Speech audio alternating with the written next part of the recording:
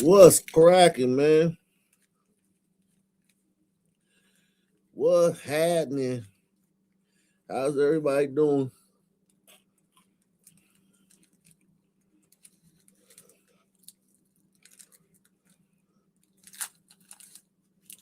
How's everybody doing?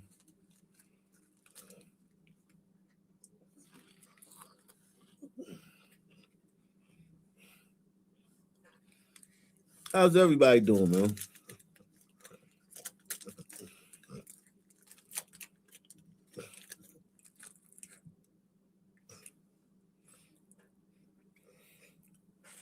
Here I am, man. I'm in the building, man. We are live and direct, man. Mm.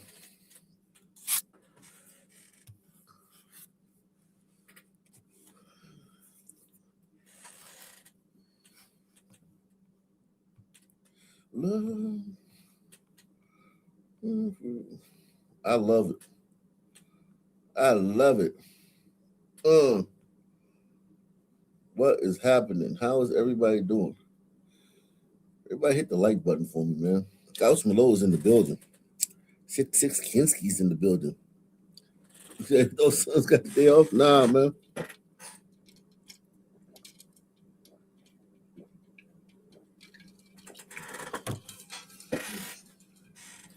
I'm live and direct.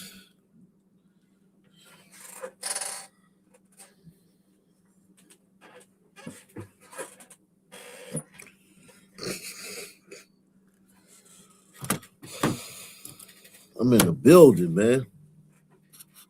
We are in the building, man.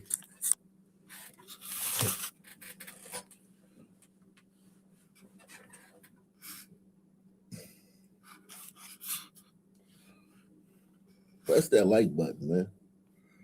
Yeah, man. Smash that like button. For me. For a real ninja. Smash the like button for a real ninja.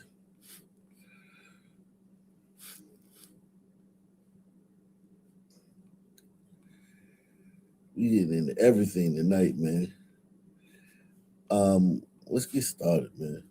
Without further ado, man. What's good, Osa? Osa in the building. Osa in here.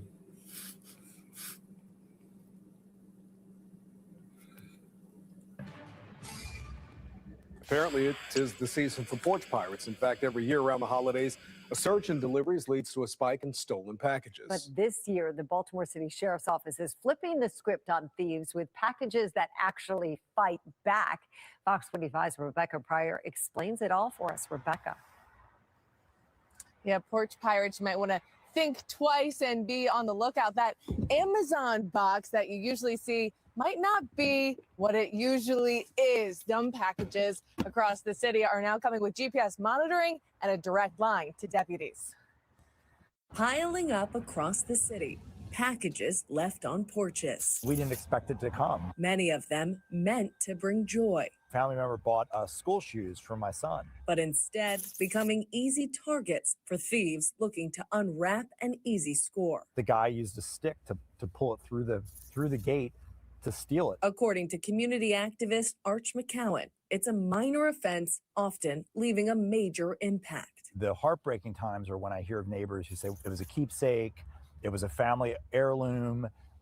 We had a neighbor whose ashes were stolen. Like they sent ashes from somebody, from a loved one. And so, in these cases, that's when it's emotionally, it's really, really upsetting for neighbors. And I think it erodes community trust.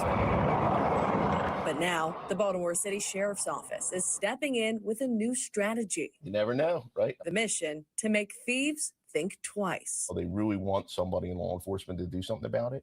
And I want the community to know I've heard you, right? And we're out being proactive about this. Baltimore City Sheriff Sam Kogan says the newly established Neighborhood Services Unit is teaming up with Community Association President. I had no idea Baltimore City had a sheriff's department. Did you know that, Osa? I was today years old when I learned that Baltimore City had a sheriff department. Like literally, all this time I've been covering Baltimore, I never knew they had sheriffs.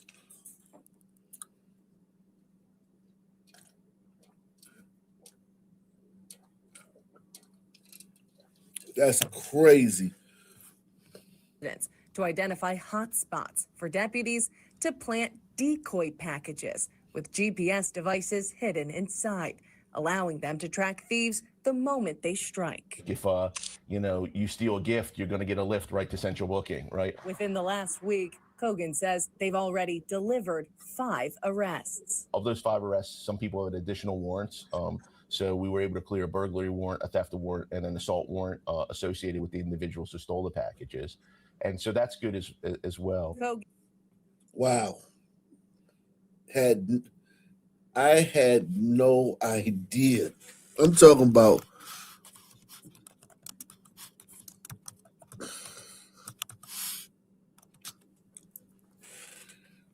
this is crazy.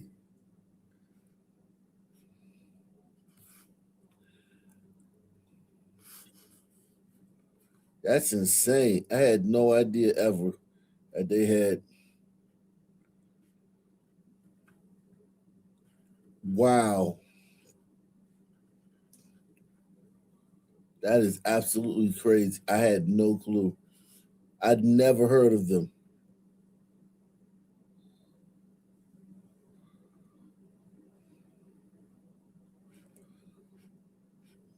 That's bananas, yo.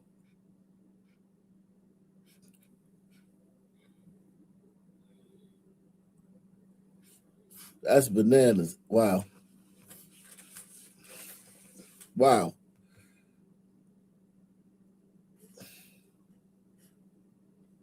Wow.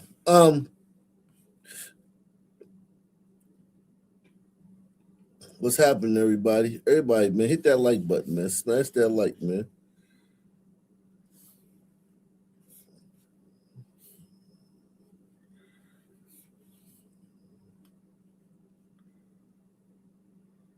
Smash the like. Subscribe, man.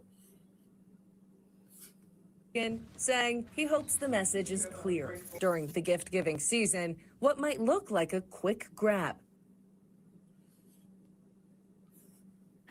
A deadly shooting on a CTA train this morning has riders once again on high alert. Roseanne Tejas has the latest in a series of disturbing incidents on public transit. Chicago police now say the 2 men shot on that Pink Line train were 23 and 44 years old, and the older one did not survive. Police say those men got into an argument with another man who had a knife. When one of them pulled a gun, the man with the knife got hold of that gun and fired. Wow. Police say the 2 people were... Wow. That's crazy. That is bananas. He brought a knife to a gunfight and still won.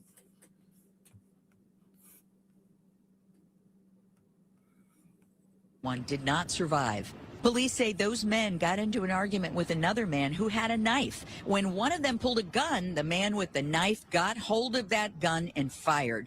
Police say the 2 people were taken from the train, stopped at Washington and Wells, to the hospital, where the 44-year-old man died from his injuries. This comes after a string of violent incidents on trains recently. Last month, a young woman was set on fire on a Blue Line train. And Friday, a man set fire to his belongings on another Blue Line train. Riders say safety is now top of mind. I am getting a little nervous taking the CTA. I feel like your head has to be on a swivel, and as the CTA says, if you see something, say something. But I do feel like more increased police activity needs to happen. I haven't seen it this bad. This is very bad now. Because now that's the reason why I drive, because I'm scared to get on the L's. I ride the CTA every day, different lines. It's very disappointing. We shouldn't be frightened to sit on the train. It puts people in a tough position as well, because you want to be trustworthy or trust your fellow citizens. You can't have a high trust society, man. Listen, man, you imported the third world. You already had blacks, right? You already had blacks. Then you imported the third world. So, like, I don't know what you were thinking. You already had blacks.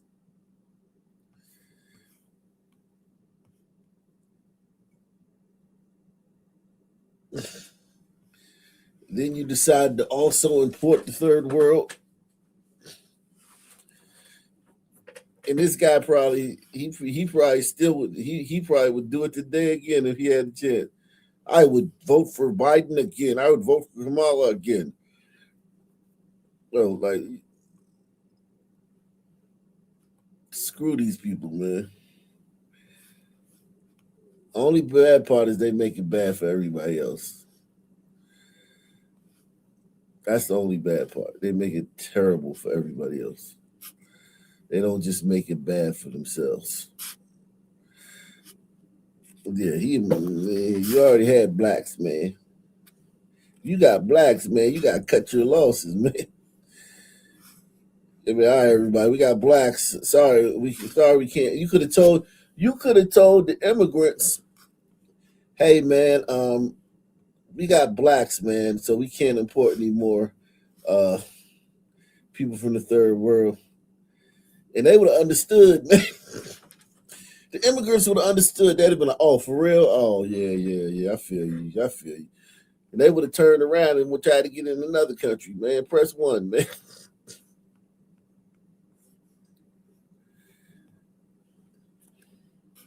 They'd been like, oh, man, they already got blacks, man. We can't. They ain't letting us in there. They already got blacks, man. You gotta go somewhere where they don't have blacks, man. They can absorb us, man. They can absorb our bullshit, because you know what I'm saying. But they already got blacks, man. We gonna tip the shit over, man. We gonna tip the boat over, man.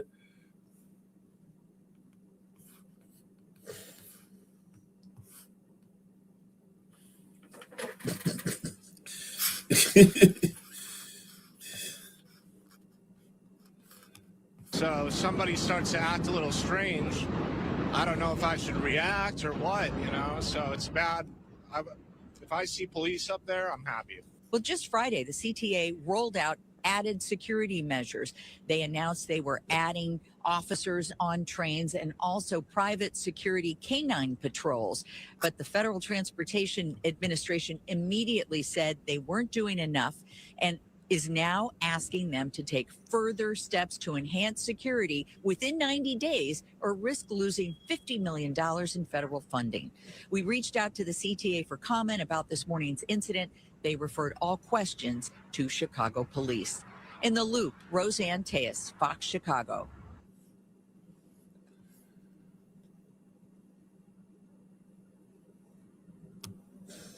New at 6, 3 teenagers are now charged in the beating of a 62-year-old man on a CTA bus last week. All of them appeared in court earlier today. 2 are charged as juveniles. The other is an adult. WGN's Christine Flores joins us live with more on the charges as well as reaction from the victim's family. Christine? Good evening to the both of you. After spending several days in a coma, Larry Gilkey is awake and alert. However, his family says he doesn't recall much from the incident, but they do say it was unprovoked.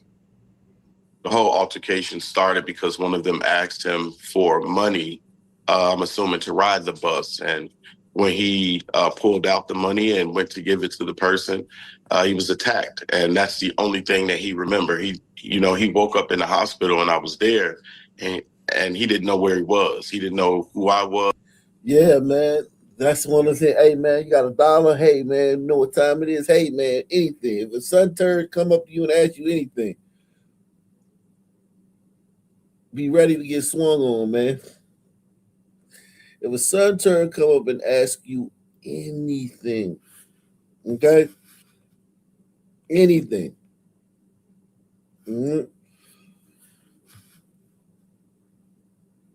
about to get swung on, man.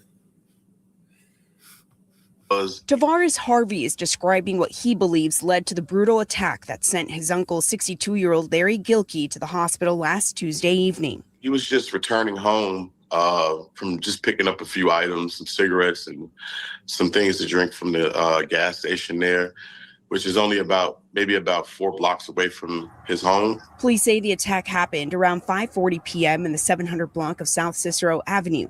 According to court documents, there was a verbal altercation between Gilkey and suspects that led to the attack. Prosecutors say a female and 2 male suspects ran towards Gilkey at the front of the bus and began to strike him, knocking him to the ground. They say the suspects punched, kicked, and stomped on Gilkey as he lay on the ground by the door of the bus. Documents show the driver stopped the bus and opened the door, but the suspects continued to strike Gilkey as he lay motionless on the ground. Then the suspects exited the bus and walked north. They continued to strike him as he lay motionless on the ground. Are they going to get charged with attempted murder? They continued to strike him as he lay motionless on the ground.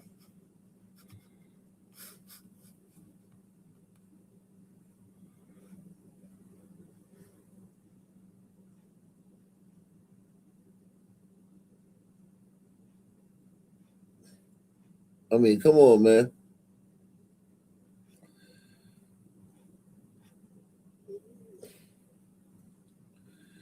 They continued to strike him as he lay motionless on the ground.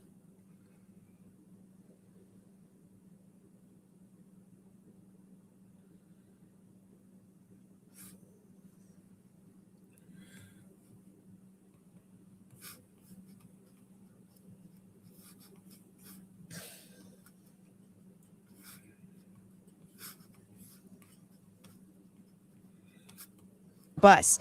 Documents show the driver stopped the bus and opened the door, but the suspects continued to strike Gilkey as he lay motionless on the ground. Then the suspects exited the bus and walked northbound on Cicero.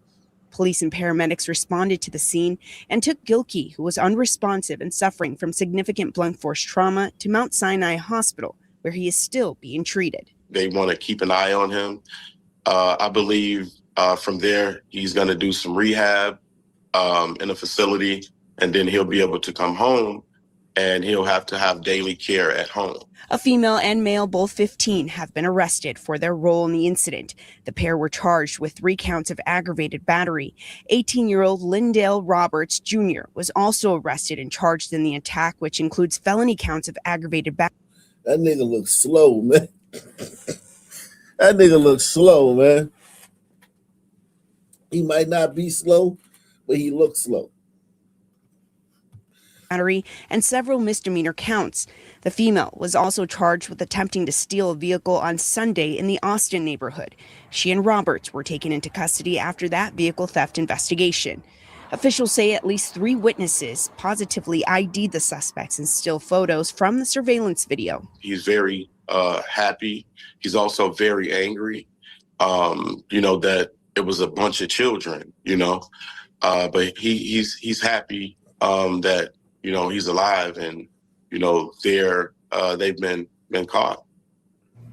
The 2 teen suspects were ordered to be held in custody. They're back in court on December 30th. Roberts, the 18-year-old, also ordered detained, is due back in court on December 29th. Now, Gilkey's family has created a GoFundMe to help with medical expenses and rent. You can find that link on our website. Live in the newsroom, Christine Flores, WGN News.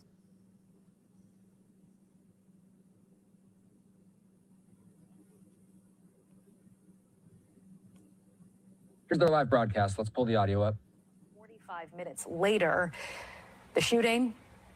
This is video from a live stream camera typically used by visitors to monitor wait times. And you can see what looks like a bullet hole in the glass there.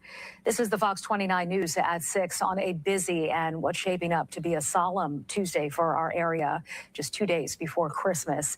I'm Sheba Russell. All Delaware DMV. Take the $5 challenge, man. Support the channel, guys. Take the $5 challenge. Put 50 on it. Put 100 on it. Sponsor tonight's programming. We getting into it, man. It's a lot going on, man. Just covering everything, man. Not nothing this particular, everything. Okay? Like we do every night. We cover everything. Okay? Support the channel. This channel is funded by you guys, man. We're not funded by YouTube, man. I'm not a YouTuber, man. You can't even call me a YouTuber, man. I've been stuck on the same subscriber count for 7 years. You can't even call me a YouTuber.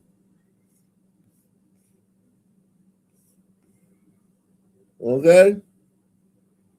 You can't even call me a YouTuber. I'm a content creator, man. I'm a content creator. I create content. Music, videos. I'm just a content creator. I ain't no YouTuber. They don't treat me right.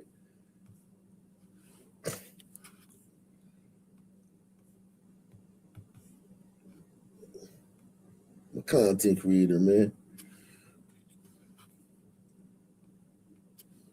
I make music, man. I make videos, man. That's it, man. I ain't no YouTuber. Shout out to Gauss Merlot, man. Challenge for Black Columbo. Yeah, man. We're going to get to the bottom of a bunch of cases tonight. Oh, I got a doozy for y'all, man. I'm glad you just reminded me that you said that. I got a doozy. I'm talking about. I got a doozy. A doozy for you, man. All righty, there we go. Right, bright and early, man. Let me put that right there. All right. We're gonna talk. We're gonna cover that one next. Let's get into it, man. Busy and what's shaping up to be a solemn Tuesday for our area, just 2 days before Christmas. I'm Sheba Russell.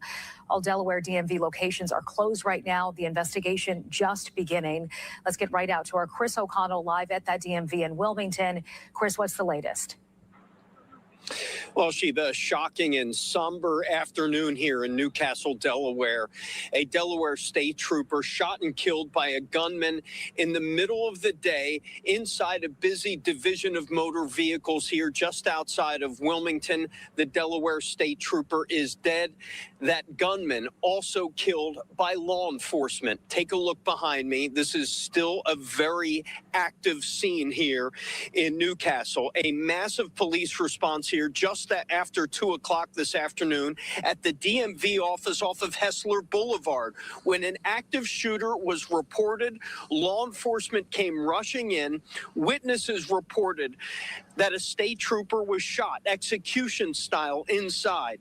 Now, police confirmed the shooter in the incident has been killed. No identification on that shooter yet.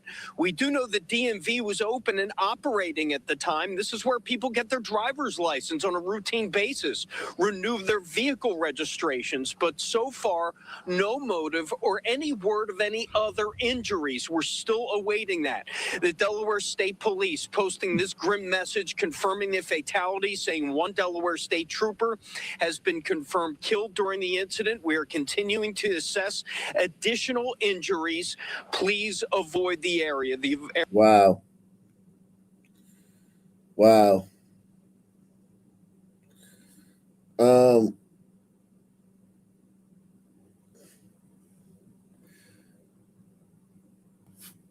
I want some more people to get in here before I shout out to Douglas Chunks.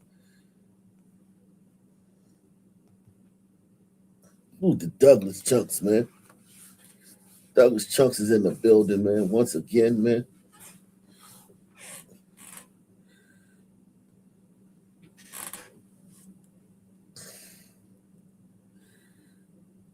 Sponsoring the program. Shout out to you, Douglas Chunks.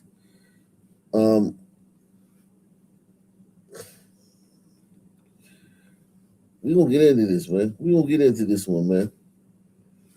There's a lot here tonight, man. T.R. McCoy Wiki. There's a lot here tonight, man.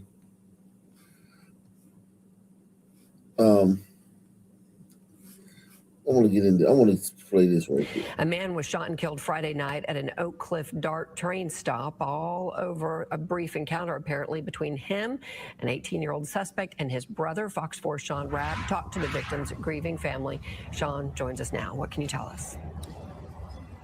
Hey, Heather, I can tell you, blank stares and broken hearts color the family of 28-year-old Aaron LaJames Graham, his mother, really with no words as she wrestles with her emotions. My baby's gone.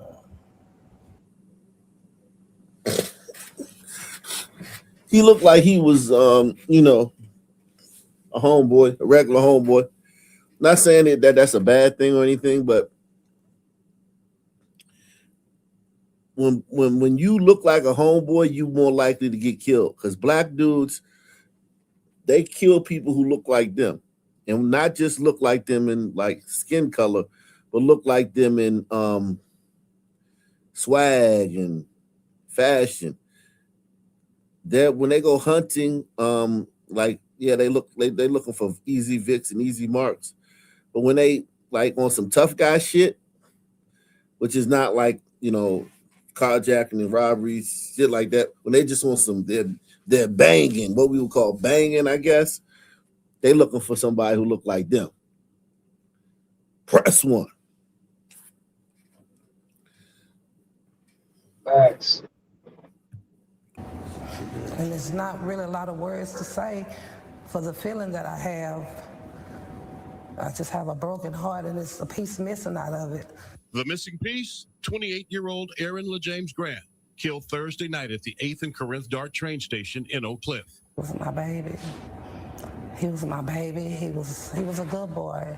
He was a kind-hearted person. This memory from last Christmas when Margarita Everett had her 3 sons at home. It always been just 3 of us, me, him, and we were a year apart. It always just been me, my baby brother, which is Aaron Graham, and my big brother. We always took care of each other, Thursday night, 9:45, Aaron Graham was at the Dart train station, 8th Street in Corinth, shot and killed by 18-year-old Demetrius Rogers. In an arrest affidavit, Rogers reportedly told detectives he and his brother walked past the victim and said, "Excuse me." Graham reportedly replied, "Excuse you," which his brother took offense to. Rogers says his brother... Oh my God. Yo, that makes sense. Yo, it'd be that simple. It be like that. That doesn't shock me. It should. I get where you coming from, and I completely understand what you're saying, but it just it really be like that though. Yeah. Like when the dude said, "Excuse me,"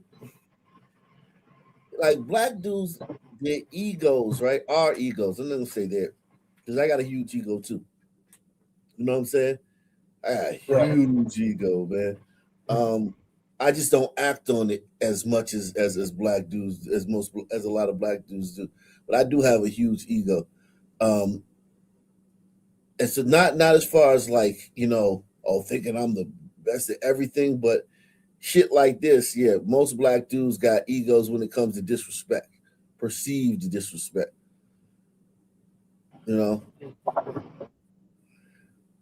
That's just how we wired, man. Maybe it was the way he said it. It wouldn't have mattered how he said it. It's what excuse you. Like if you come on Brito, excuse me. Oh, excuse me, bro. Excuse you? No. I'm saying that jokingly towards the song word. You know what I'm saying? Like when I said it could have been how you said it. It don't matter. Yeah, it don't matter because, if he stares at him, if he doesn't make eye contact, so on and so forth. They're just, what are you going to do? Yeah, Yeah. And then if he makes eye contact, that's going to be a problem too. Well, yeah, too much eye contact is a big problem. Lingering, looking too long, that's a huge problem, man. It just is. It just is, man. It just is, man. Yeah. I got a problem with that too. Yeah, looking at a nigga too long is big trouble, man. And I'm telling you, I noticed for a fact that these son words, they don't react well to mannerisms. Like they just don't. It's like foreign to them. You know, I think they don't. It's like a different language almost. Like first of all, they think that you're sweet if you're well mannered. You know, Yeah. Oh, you talking about Yeah, that's true. manners? Yeah. Without a doubt. Yeah, manners. You know, excuse me. That's pretty well mannered, right? Yeah, that's true. No doubt. Yeah. But you know what? One thing I will say about this though is that Negroes are polite, right? Like as far as like because of this, like I think we underestimate how polite Negroes are because you can die or because you can be physically assaulted over something like this. Like I tend to see like when I'm in public, when I'm in a place, wherever I'm at, some men are not like ravenous wolves, like bumping and attacking each other. They're very polite. It's kind of like prison. I would compare it to jail, right? Where you know how in jail everybody's polite until they're not. Whereas like you have to be polite because something could start something that makes a big thing, and people don't want to have these big things all the time, so they usually just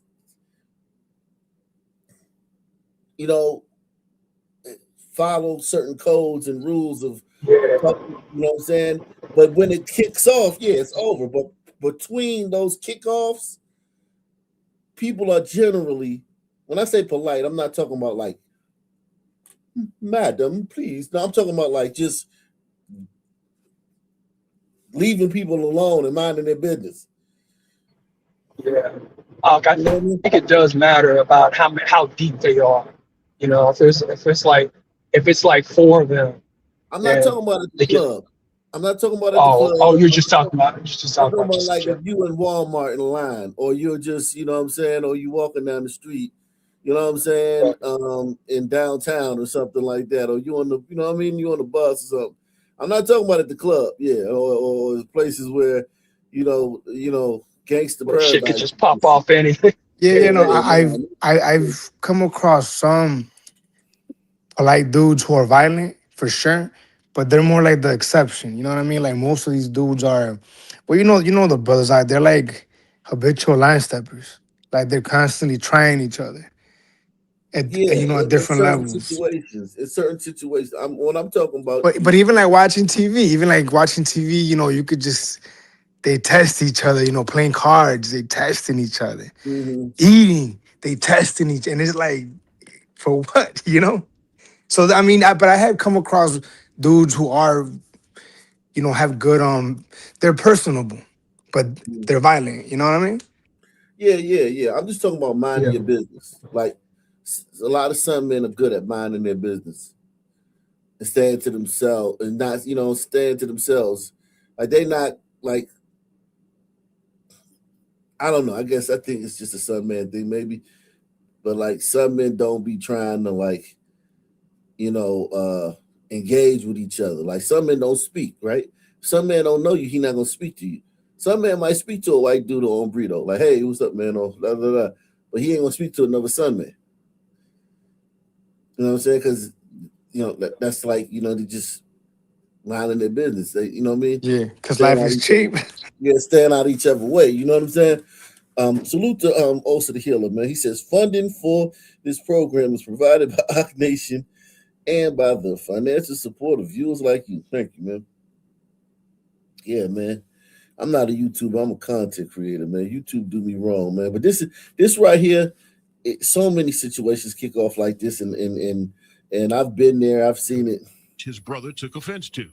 Rogers said his brother and Graham assumed fighting stances, which angered Rogers, who then produced a black Glock 44 handgun and fired at Graham, striking him in the chest. That's how quick.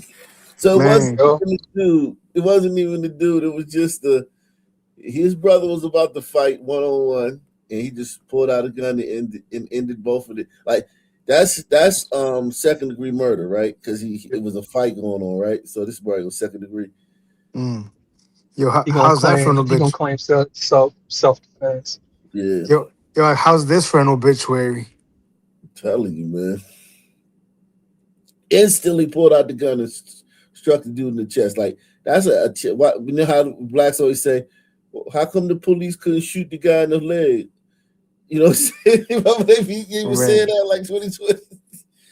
He shot this dude. The cops ain't judge, jury, and execution. Yeah, this guy shot that dude, immediately shot that dude in the chest with that big old 44 Glock 44. That's a death sentence. You done. Mm. Look, I'm always impressed by the brothers' aim, considering that they don't aim; they just shoot. You know, like yeah. I mean, that's not easy, man. He was probably too close though to miss. You know what I'm saying? Look, even then, you know, you gotta aim, right? Even trying to get with you, he was talking to the other dude. There's two of y'all, one of him. He ain't got no gun.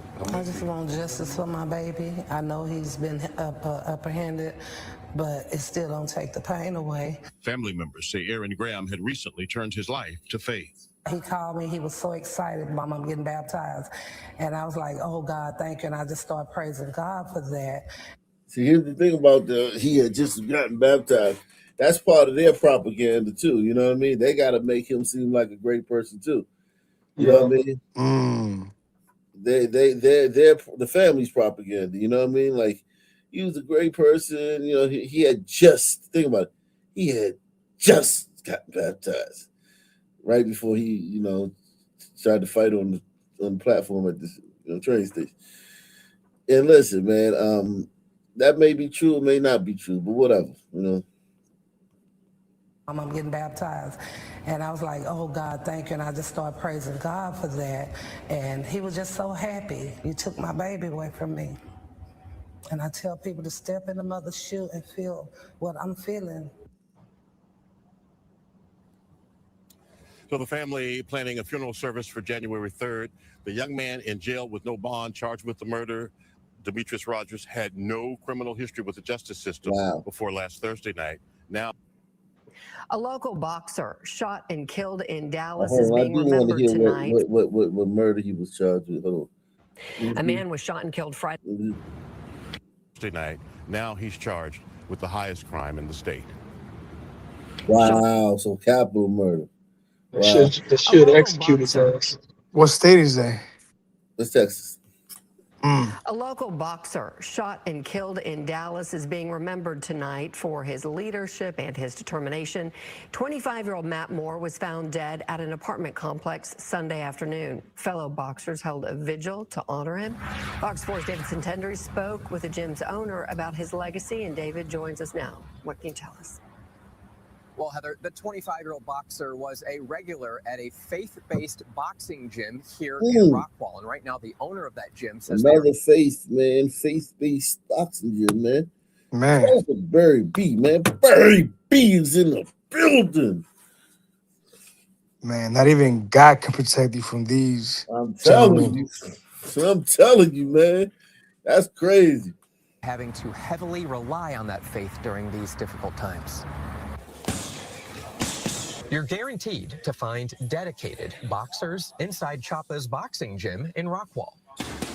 But Matt Moore I ain't even gonna lie though. I fought a dude that could box. I fought two dudes that could box in my life. And yeah, that shit ain't. I lost both fights. I went 1-1 against the one dude. We fought twice. And I'm talking about as an adult. I'm not talking about like as a kid. And then the other kid, it was kind of tricky because I had just finished fighting somebody else. He jumped in it, and then I ended up getting jumped after that. Like, but it still like the time, like the time we were actually 1-on-1, which was probably like maybe 10, 15 seconds. Like when you fighting a boxer, that's why I had to learn some boxing techniques over the years. That's why I studied some little stuff, foot movement, body placement, and how to move and stick and move and shit like that. Because a boxer they make you look stupid, right? It's kind of like playing basketball versus somebody, you know what I'm saying, who play like D1 or something. They don't tell you they play D1. They just at the court and shit, and, you know what I'm saying? And then you like, oh, you want to play 1-on-1? They're like, cool. And then you go and then you get like smoked like 11-0. Because not because you suck at basketball, but it's levels to the shit. You feel what I'm saying? Like boxers let you know how it's levels to the shit because they're tacticians. You're just fighting. You're fighting like, you know what I mean, like an alley cat or something like that. They're like fighting like strategically, and they know what to do and how to move and how to, you know, hit you, and you can't really hit them either too. That's another thing about not only can they hit you, it's very hard to hit them because they're not gonna stay in the same place. If they real boxers, they're gonna stick and move and they're gonna bob and weave, and it's gonna be hard for you to even hit them. So yeah, I fought several dudes who could box, and I could see how somebody would be like, yo, I'm not fighting this nigga, especially if they from the street and they know, I'm not fighting this nigga. That nigga know how to box. You know what I'm saying? Yeah, too bad it don't make you bulletproof. Yeah, it don't. But I mean, I like that shit. That shit make you bullet if you ain't got if the person ain't got a gun. Because boxing is different than even like I said, the basketball example, right? Like boxing is like, it's like when you pay for that shit dearly, when you like, if you swing and you miss and they hit you with a counter, like that shit, yo, you paying for that shit. I mean, look what happened to Jake Paul. I know if you saw what happened to Jake Paul. So can box though. He can box. yeah, but he got his shit. He got his jaws broke. It's like a 35-pound weight difference. But he lasted 6 rounds. I'm talking about like you won't last a minute. You know what I'm saying? With a real boxer in the ring. You know what I'm saying? Jake Paul lasted 6 rounds. That shit, he could box. Yeah, but the point being is that a good boxer will break your jaw. Yeah, a good boxer will eventually beat you. Yeah, eventually beat you. But yeah, I'm talking about like just dudes that be on the street fighting like this. You know what I'm saying? You know how niggas in the street fight? You know what I'm saying? Like, you talking about somebody who just who see that and start salivating. You know what I'm saying? Yeah. Most dudes can't really fight, you know? No. But the ones that could fight, though, man, it's a beautiful thing. Yeah. But even they can't fight compared to a boxer or MMA. Like, take somebody who do MMA, right? Like, they'll kill somebody. They'll kill the toughest dude in your neighborhood. The toughest dude in your neighborhood will get killed by an MMA fighter. In seconds, too. With no referee, he'll get put in a rear naked chokehold or guillotine. And if there's no ref to tap out, then you'll die. Yeah. But you know what? I saw a video of a little white boy taking out a big sun man with the MMA. And it made it look easy. Yeah. You'll die on the street from some MMA shit. You'll be tapping and the nigga ain't gonna let you go. Or he'll just break your arm for good measure. Yeah, break your shit like Ronda Rousey and shit. Just break your shit. You know what I'm saying? Like, yeah, man. It's listen, man. It's levels to that shit out there, man. It's levels to fight, man. And I learned it the hard way because I got hit. I couldn't hit the nigga. Like, I couldn't hit him. I kept charging and he kept weaving and boom, and it hit me, and then he wouldn't be right there. You know how like usually when you fight a dude, they stay in front of you? This dude was hitting me and then he'd be over here. Hit me again, and then he'd be over here. Like they just Hey, was that during the time when you had your bad knee, or was that before then? Oh nah, this was 25 years ago. 20 years gotcha. Ago. Yeah. This wasn't. Yeah. No, my knee. I hurt my knee in 2000. Yeah, this was 2020. My bad. 2020. This is this is way before that. I was no excuses, man. You know what I'm saying? Yeah, boy, Ock was rough and tumble until he fought a man. skill box. No, I wasn't. Listen, no, I'm not. I didn't fight a skill box. I fought dudes that had dabbled in the gym. Like we had it's this dude who trained dudes in the neighborhood, but he got a gym. He a big time. You know, like his son was a big time boxer, right? But he trained a lot of the young dudes in the gym. I'm talking about dudes that had just been in his gym. I get like, what you're saying. You know what I'm saying? I'm not. These niggas never fought in no fucking professional fights. These niggas just learned the science of boxing from a professional. Hey, bro, when Ox says he got jumped, it was really one dude. But he was I thought he was getting jumped. I know. I wish He thought he was getting jumped because that dude wasn't standing over him. I ain't gonna Everywhere lie. he looked, the guy was on the. I ain't gonna lie. I wish he was, man. I wish he was, man. I wish that is what happened. Yeah, that's funny.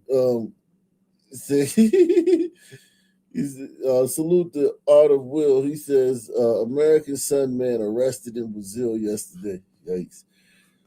Oh, I saw that.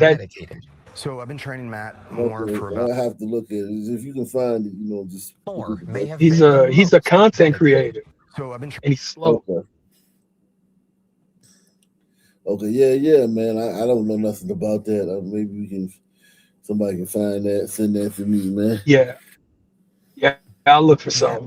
May have been the most dedicated. So I've been training Matt more for about 3 years. He drove more than an hour each way to come here and box. And train, yes, he did.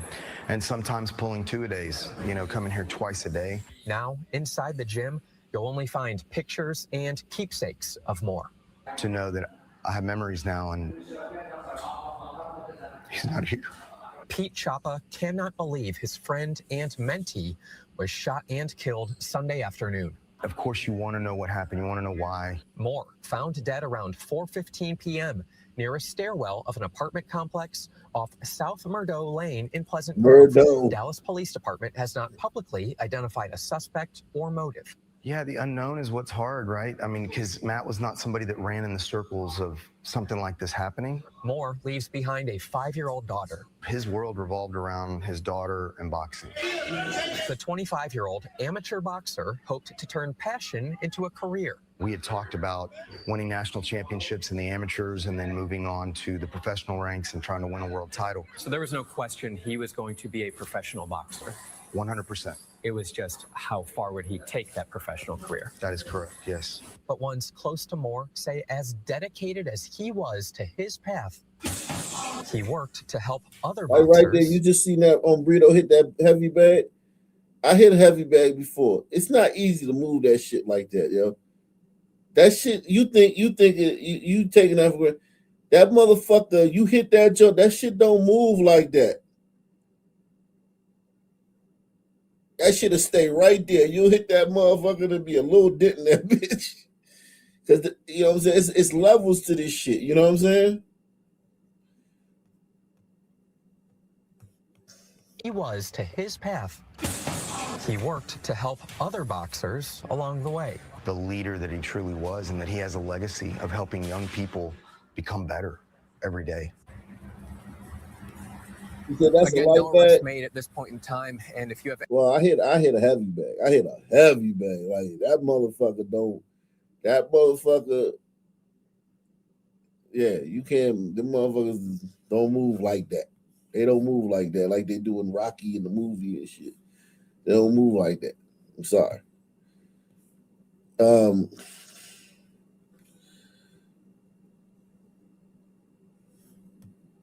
Inmates who escaped a Georgia jail are back behind bars right here in South Florida. Police still working to figure out exactly how they escaped. Local 10's Brett Neese live in Fort Lauderdale with more on this. Brett. This was a horrifying night for a Lyft driver in Atlanta, Louis, whenever these 3 escaped inmates kidnapped her and then tied her up, threw her in the back of her own car and drove it 9 hours all the way here to South Florida. These 3 men are back in custody after escaping this jail in DeKalb County, Georgia. We were able to, using the intelligence of the Marshal Service, track that movement.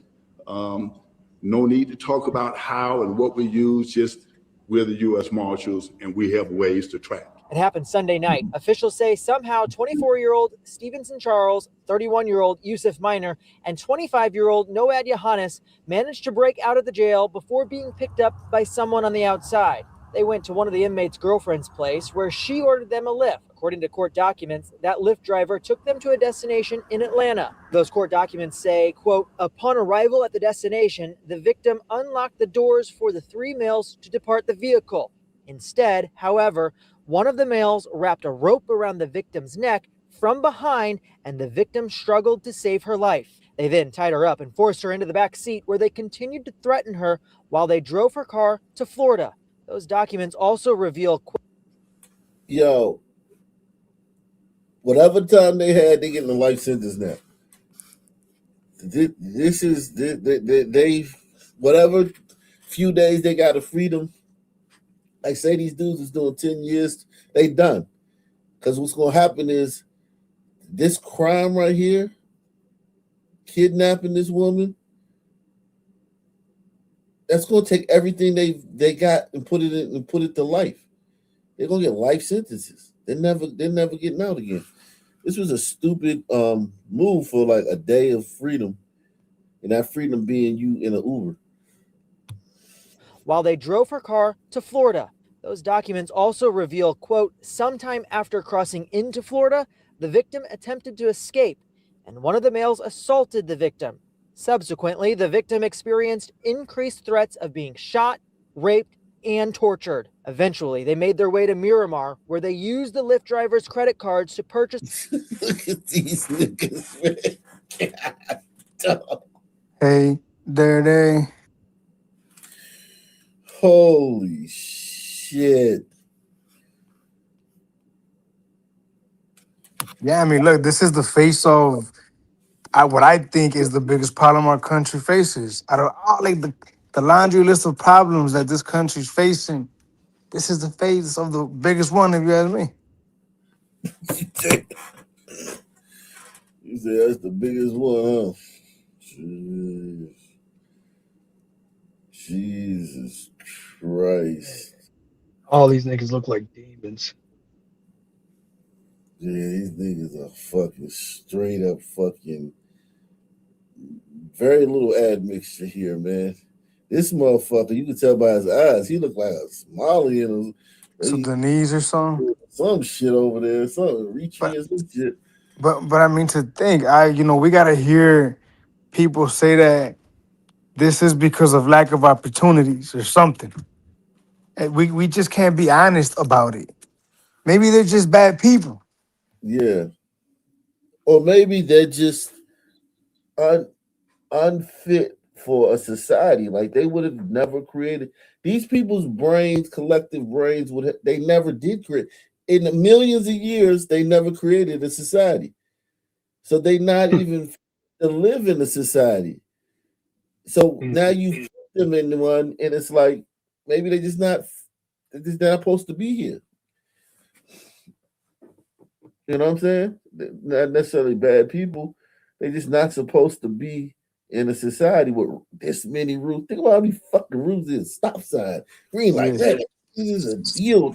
It's don't attack, don't rob. It's like, so what do you mean? But what if in the savannah, right? They still wouldn't be able to be part of whatever that looked like. You know what I mean? Right. Yeah, they would still struggle there too, because yeah. But still, like they would struggle less. And it wouldn't matter because it wouldn't, you know what I'm saying? It wouldn't affect anybody else but other people who weren't fit to live in this society. Think about that Uber driver. Think about how lucky that Uber driver is that they didn't delete him, man. You know they would have. It was her. Think about how lucky she was. Yeah, I mean, think about 9 hours in the car with these animals. Man, terrifying.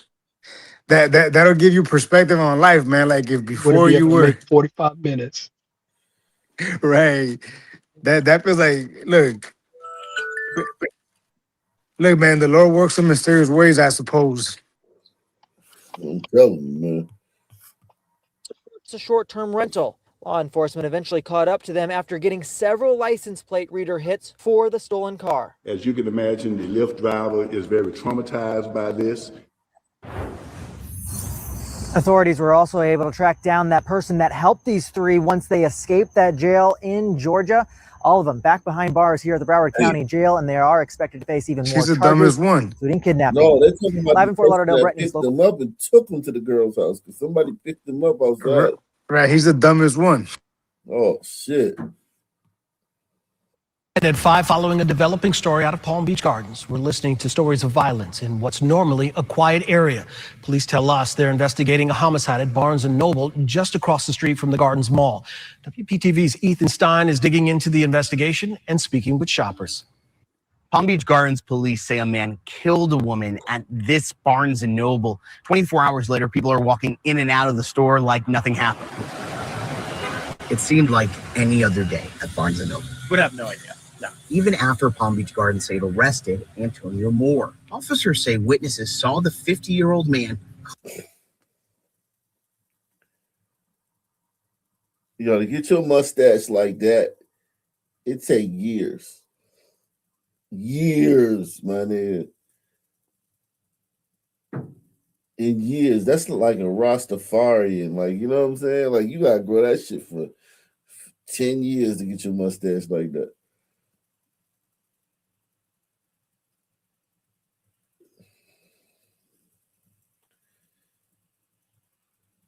Wow. Just look at that nigga, man. He could be on the set. He could be the fourth one on the lineup with the other three. Shit. I bet you she's a white woman. How much you want to bet? Let me see. What's this? Palm Beach Garden? Let me see. Let me go to let me see Barnes and Noble, man.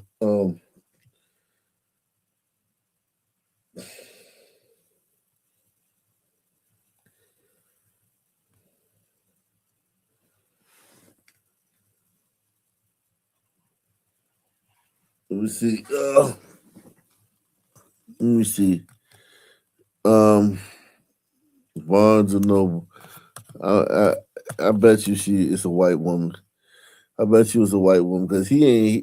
It's a random woman. He ain't had no girlfriend. He killed some random person. Let's see.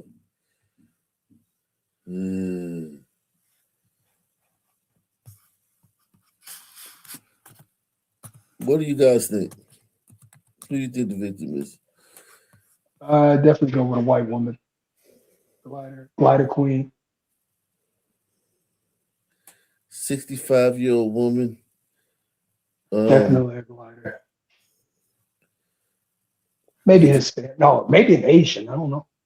Oh yeah, it's definitely could be Asian. Just saying 65-year-old woman. Let's see. They just saying it's a 65-year-old woman. Nigga just stabbed some random woman, piece of shit. He's kind of what I imagine Santa would look like if it was a brother. Oh shit. Ho ho ho, motherfucker. Telling you, man. Fuck. Yeah, we not. That was Santa. He's stealing all the gifts. He's 40. He's not 50. He's 40. This guy's 40. Yeah, we not.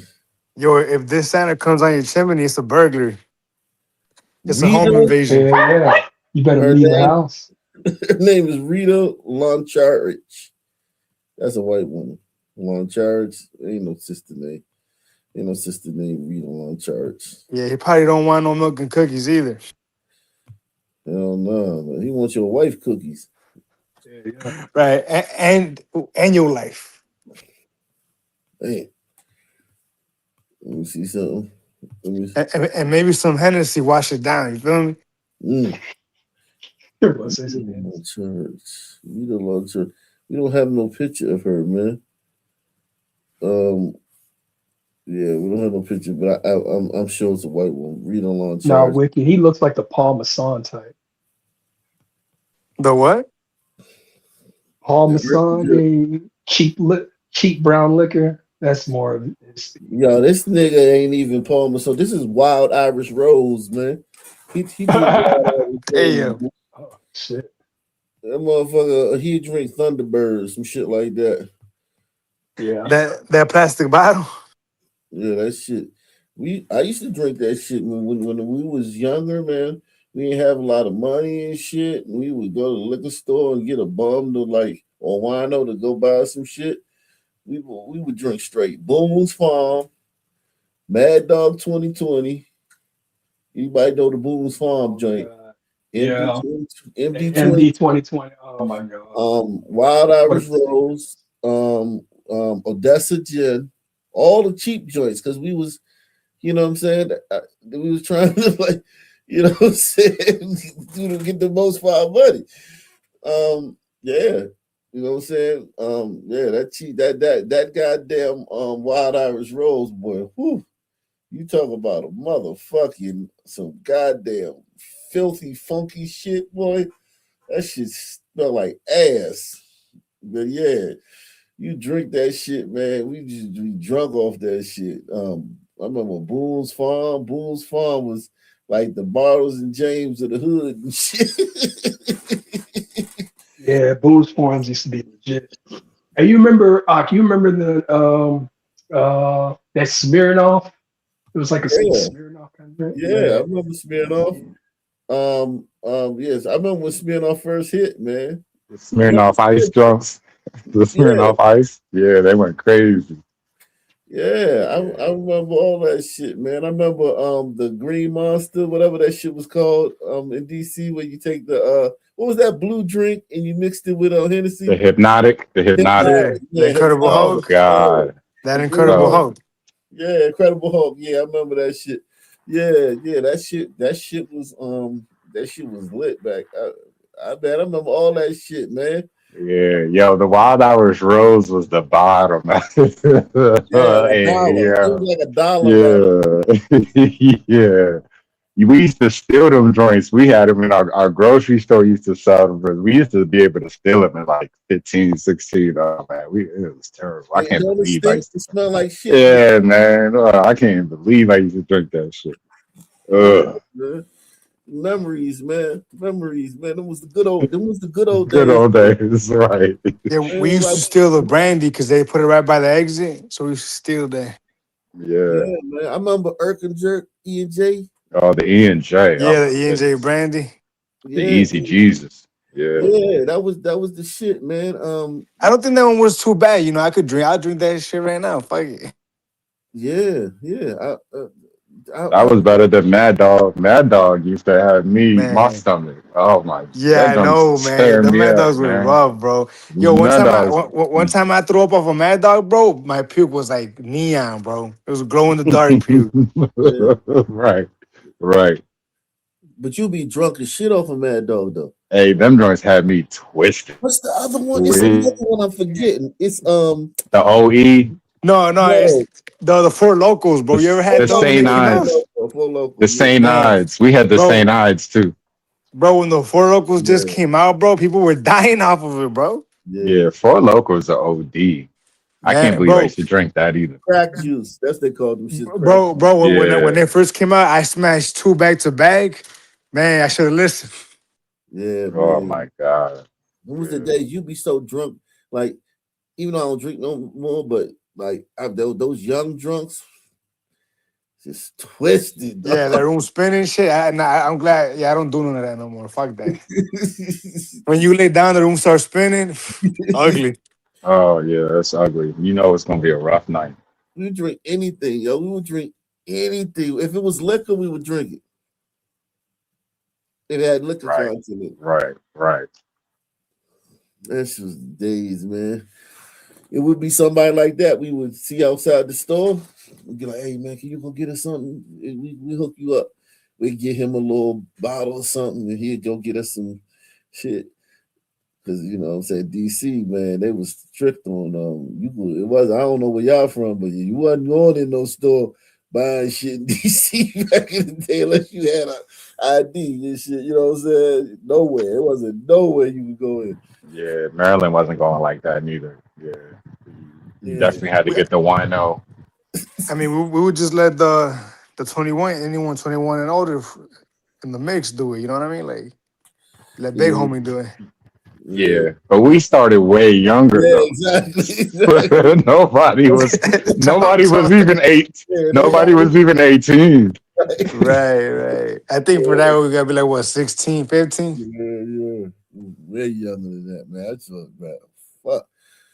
Yeah, I was drinking. Yeah, I would say. When did I go? Yeah, I would say 15. Yeah, 15 age like that. Cause I ain't gonna lie. First time I ever smoked a cigarette. Where was I at? I can't even remember where I was at first time I smoked a cigarette. I think I was at Quaker school, but that shit, man, I'm telling it wasn't even a Newport. It was like a Marlboro or something or Camel, one of them shits. Because that's what they smoke. White people smoke that shit, right? Yeah. Oh my god, that thing had my head bust. I was fucked up off of one pull of that shit, right? I'm talking about I was fucked. Yeah. I'm talking about my head was rocking off of a pull of a cigarette, dog. Yeah. That's how Man, bursty my lungs was, man. bro, when I was a kid, I got my hand on a pack and I smoked like more than half of them and like one night. Man, I threw up so much, bro, that I would smoke after that, but I couldn't. I never got hooked on cigarettes. You know how people get hooked on them? Yeah. And I think it was because of that first night when it was bad, bro. Yeah, you went Inhaling, hard. I couldn't inhale. It was tough for me to inhale because I didn't know how to smoke, right? I knew how to smoke weed but I didn't know how to smoke cigarettes. Like for some reason, I just didn't know how to smoke. So when I did get that first real pull, holy shit, dog. Yeah.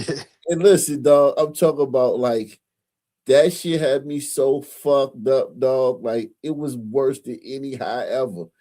And then I started smoking them shits a little bit more every time and blah, blah, blah.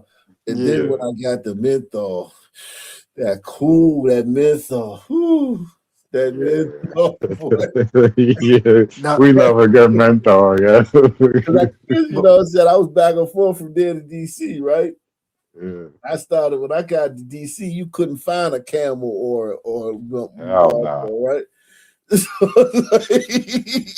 yeah, I was looking at that menthol, whoo, alive with pleasure, boy. Man, bro, I remember the first time that I got high off of weed. Man, bro, I was hearing like my voice in my head. My throat was so fucking dry. I could feel like the meat on my neck, on my apple. I was tripping, bro. Yeah, no doubt. The weed shit, yeah. I used to be fucked up off of weed, dog. Right, Oh my god, man. Yeah, I started with the weed. I didn't even really want to drink. It took me a while to want to drink. I just started smoking. I was like, I seen too many people, you know what I mean, just drunk doing craziness. I was like, I don't know about that. It took me a while, but Yo, yeah. I hopped on the hood of a nigga car. On like right there, like on Orleans, right? Hopped on the hood of a nigga car. Like not like front, but like back, like this. I'm on his windshield, and my head is on the hood, and my body's on the hood, and my head is on the roof, and I'm just like this. I want to die. I don't give a fuck. I wanna die. And I don't remember this. They told me about this, right? I don't remember at all. They told me I did this shit, right? And because back in those days, that was the weed strip, right?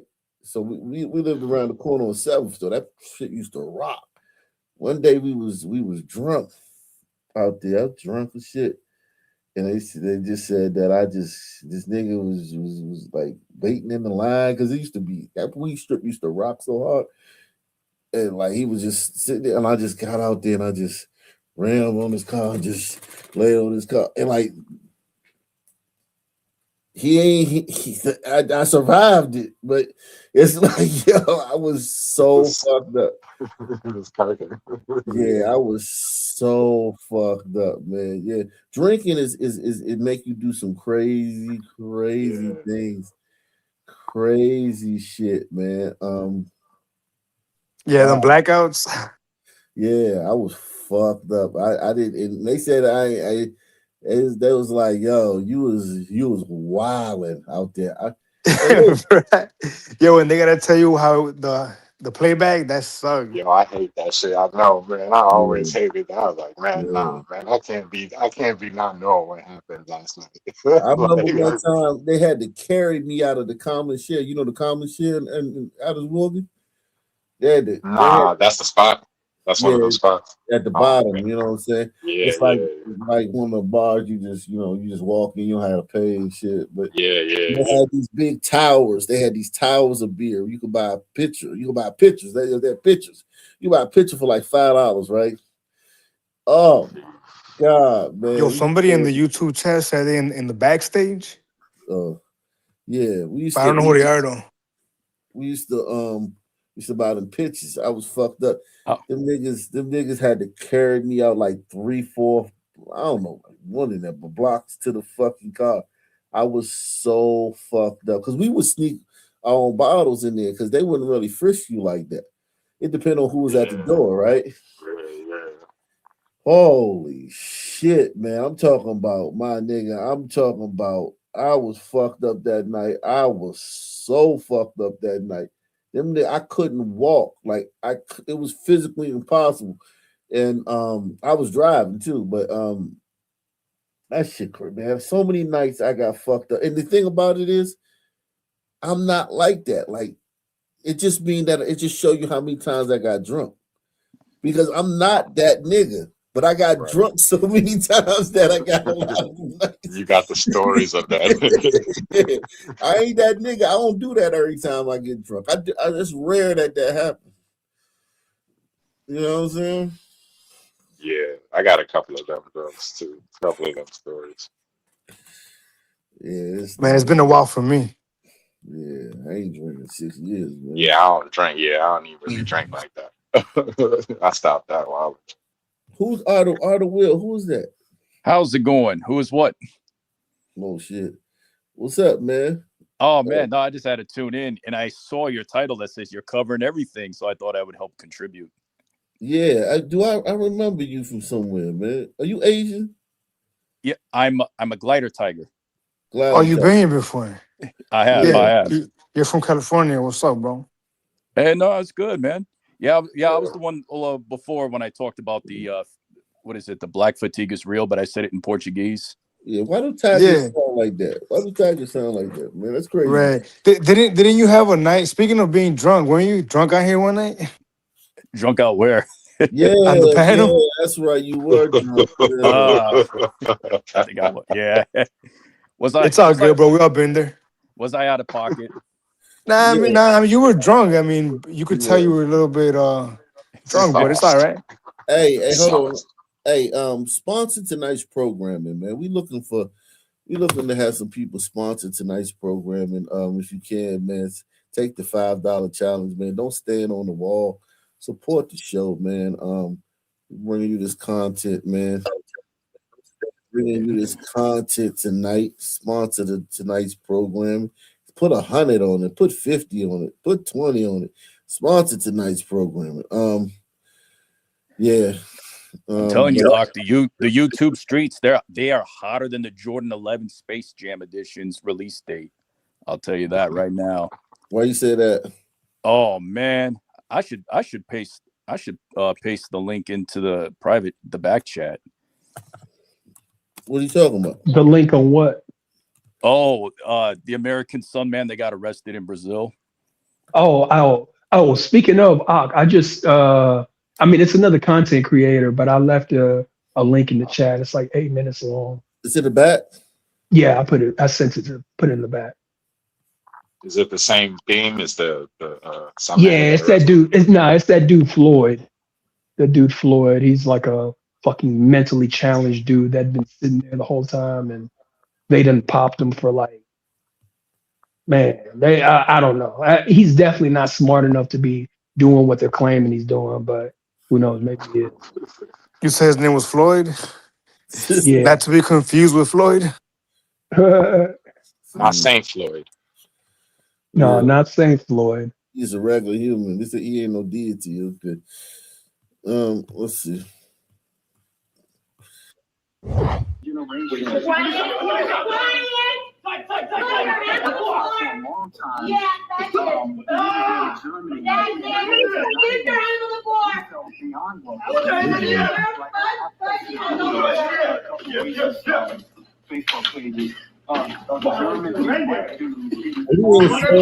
complied. He complied, yeah. He complied readily and eagerly complied. Hell yeah, he complied. For child exploration by the police officers. Okay? That's it.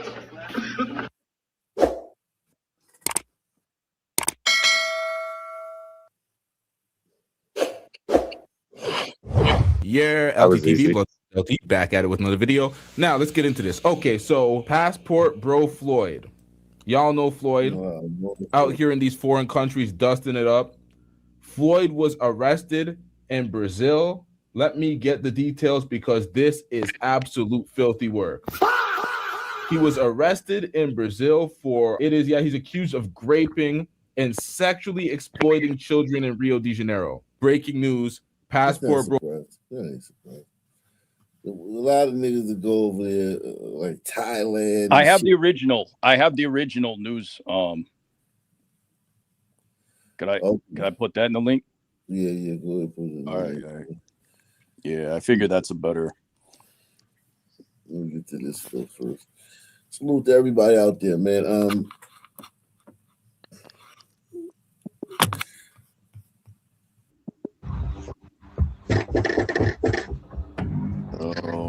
I'm dropping in the back chat. Let's see here.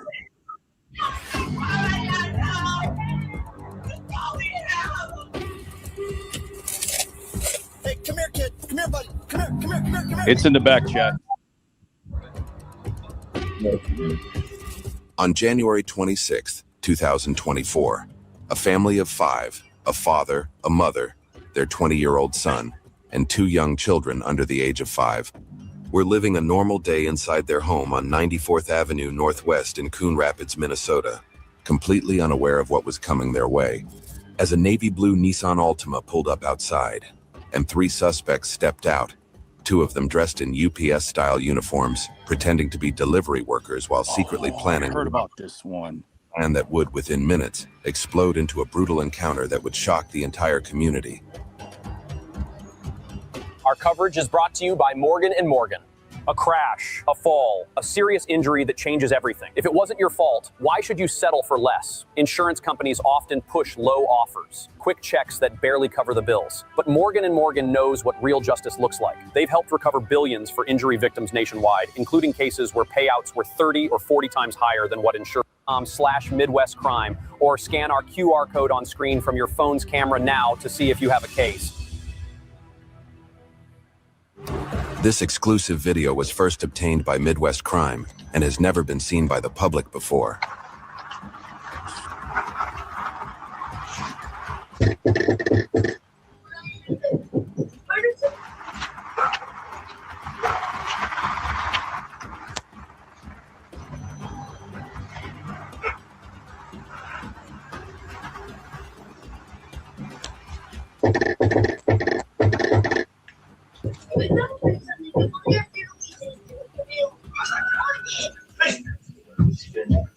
¿Están tocando?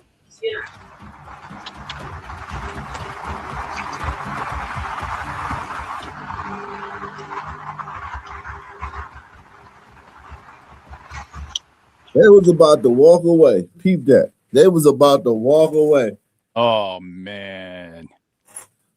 They was about to walk away.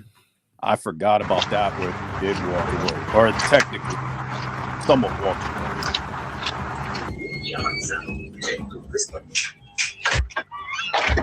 One of the victims steps out, apparently completely unaware the delivery is a setup. Walk the dog. He came out to walk the dog.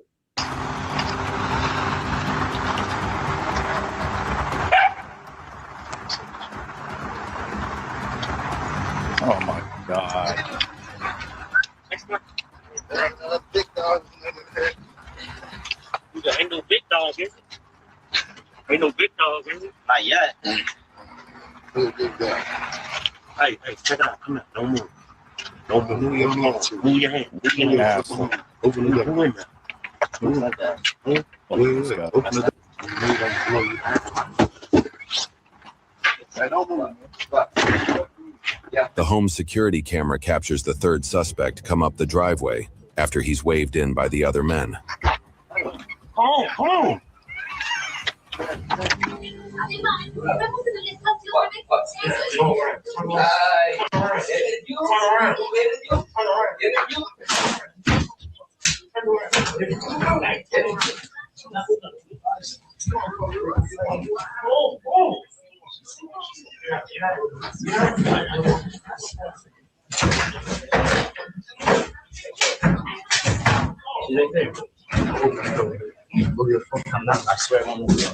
Hobbs is fighting right here. He's fighting. He's. I guess he like, I'm by the door. I can get out of here. Get help. He fighting. It's two. So of that's them right why I turned. I'm assuming that's why I turned deadly, because of that.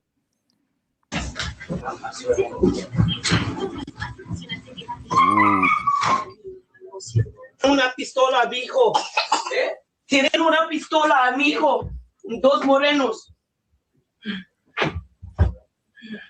Those morenos, two black guys. Two niggas. Right. Yeah. Don't do anything, please. The mother managed to call 911, leaving the line open so dispatchers could hear what was happening as the chaos unfolded. 911, see, I just see emergency.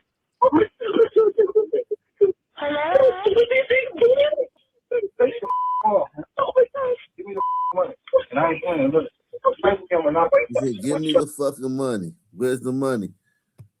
So they must already know that, there's some money here. Because, on Burritos, we having cash, right? Excuse me. On Burritos, don't do banks. No, I mean, not necessarily, Well, they got more than usual. Yeah, more than usual though. That immigrants, maybe more immigrants. This is a common thing though. Like they do rob immigrants. Like on Burritos, because on Burritos do not use banks because of a lot of them are illegal. At least historically, I don't know what about now, but Tigers too, but now Tigers are now using Tiger. Come on with the money, man. Okay, ow! Stop playing with me. Ow! Give me the money. Okay, so he's like, give me the fucking money. Like any day now, right? Like I don't want. Yeah, I guess they should have complied. Yeah, I mean, like just think about it. Like, I mean, like any day now. Like I would have gave. Listen, just give him the money. Okay, I'm gonna smack down you. But I know they're having situations. Even though you comply, you still get popped. Come on, you get you move too.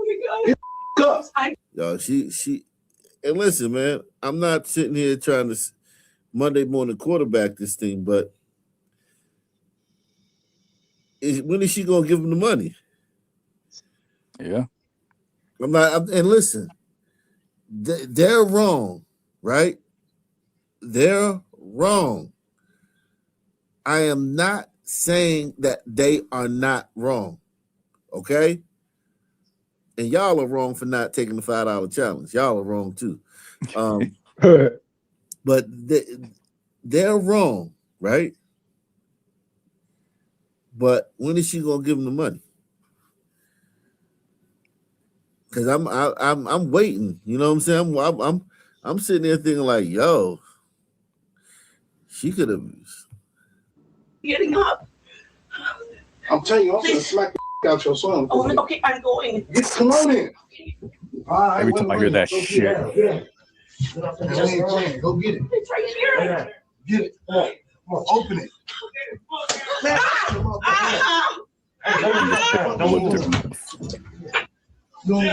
Motherfucker. If I ooh. That little dude tried to hit him with this. He little man tried to hit him with this with the last. I hate that this happened in Minnesota. I really hate it. Hey, You said this happened in Minnesota? Some people haven't seen this yet, man. You like eager to like spill the beans. Oh, my bad. Yeah, man. You like acting weird and shit, man. Some people ain't seen this shit yet. We know you seen it, man. We got you. Everybody, Arthur Will already seen this, y'all.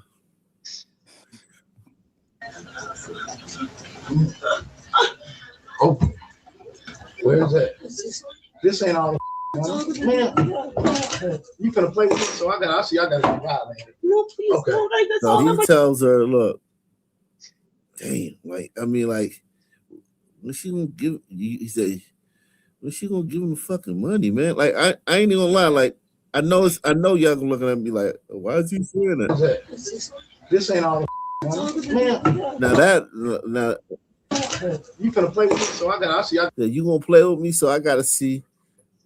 I see y'all got a good job, man. Okay. So he's thinking that like that's not all of it. And the reason he probably think that is because she was stalling. Mm-hmm. You know what I'm saying? He probably thinking that she lying because she was stalling. And I'm not, and I'm not telling you, I'm not telling you that they're right and she's wrong. This is a pressure situation. Somebody coming guns with your kids and shit. But that's more reason to hurry up and get the money and get them the fuck out of there. I think because she had the police, I think because she knew the police, she was probably stalling for the police, right? Which I think. Yeah, that's what I think. Probably. Yeah. She knew the police was on their way. No, please Okay. don't. Like, that's all the money we have. This ain't nothing. That's all we have. Okay. Oh, oh, it's all we have. Oh my God, it's all we have. Oh my God, no. Oh my God, no. It's all we have. Oh my God. With no mercy, why they have one no of the soul. intruders turns on the father, 39-year-old Mario Alberto Trejo Estrada, and a single shot to the head ends his life in the entryway of the home. Where are my babies? I have money for you. Where are my babies? Where are my babies? I have money for you. Where are my babies?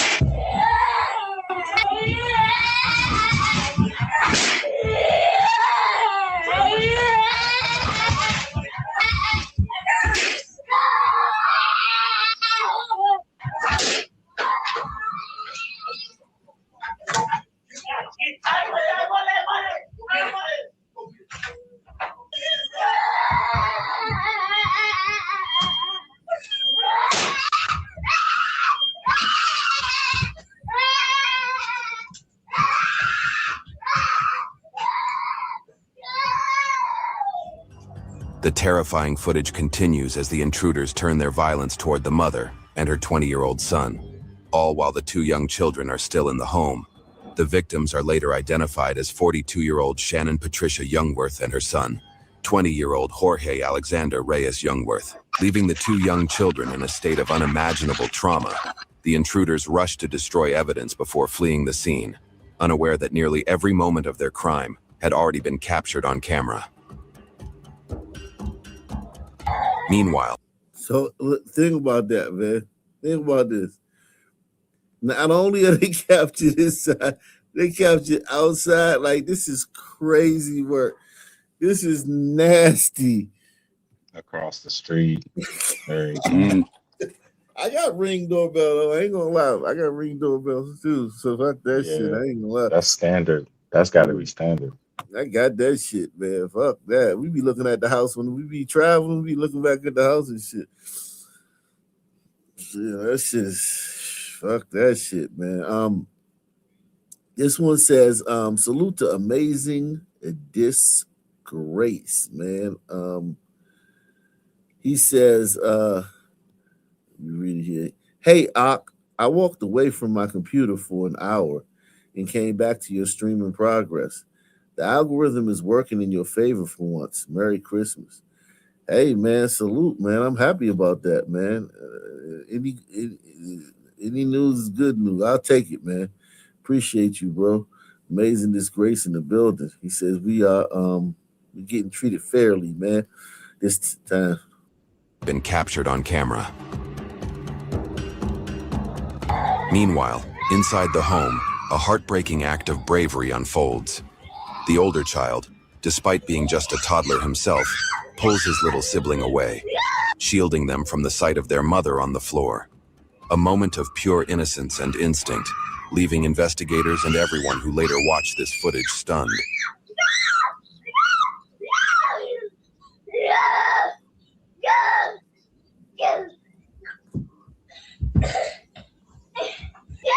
Man, I hate those song words. Just minutes later, officers arrive at the house after being dispatched to the 911 call placed by the mother. Bro, she was stalling for this. She knew the police was on their way because she had called them. They were slow. Yeah. Well, no, I mean, listen, this is a Democrat city. It's a lot going on. Yep. They ain't slow. They got them when they got there. You know what I'm saying? Like, shit, there's a lot of shit going on in these cities. So they showed up. I say, man, just get them the fucking money, man. They already knew you had money. And probably like your dad's probably a construction worker or something, and they probably knew that he got some intelligence that he had a stash of money in there. But what if he didn't? What if they didn't have money though for them fucking? They did have money though. They did. But they said they gave it to him. Yeah, but after stalling and after bullshitting, which make me think they did stall. There's a lot in here. But they look like a mixed family too, so they're not like full umbrito to where they're going to keep cash in the house. I don't think that's the case. Like I'm pretty sure they probably put some in the bank. Aware of what they are about to walk into. Police department. I heard kids screaming in there. Police department. 1409. Give us the channel for now. I got a male down on the ground. I got blood. Grab it, police.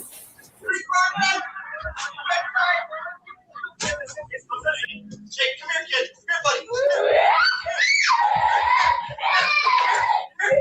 Come here, buddy. Come here. Fucking animals. Come here.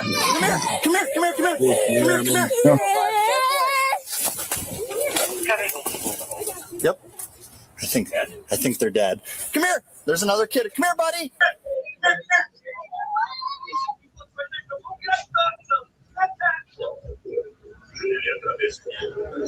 There's another kid. Come here, buddy.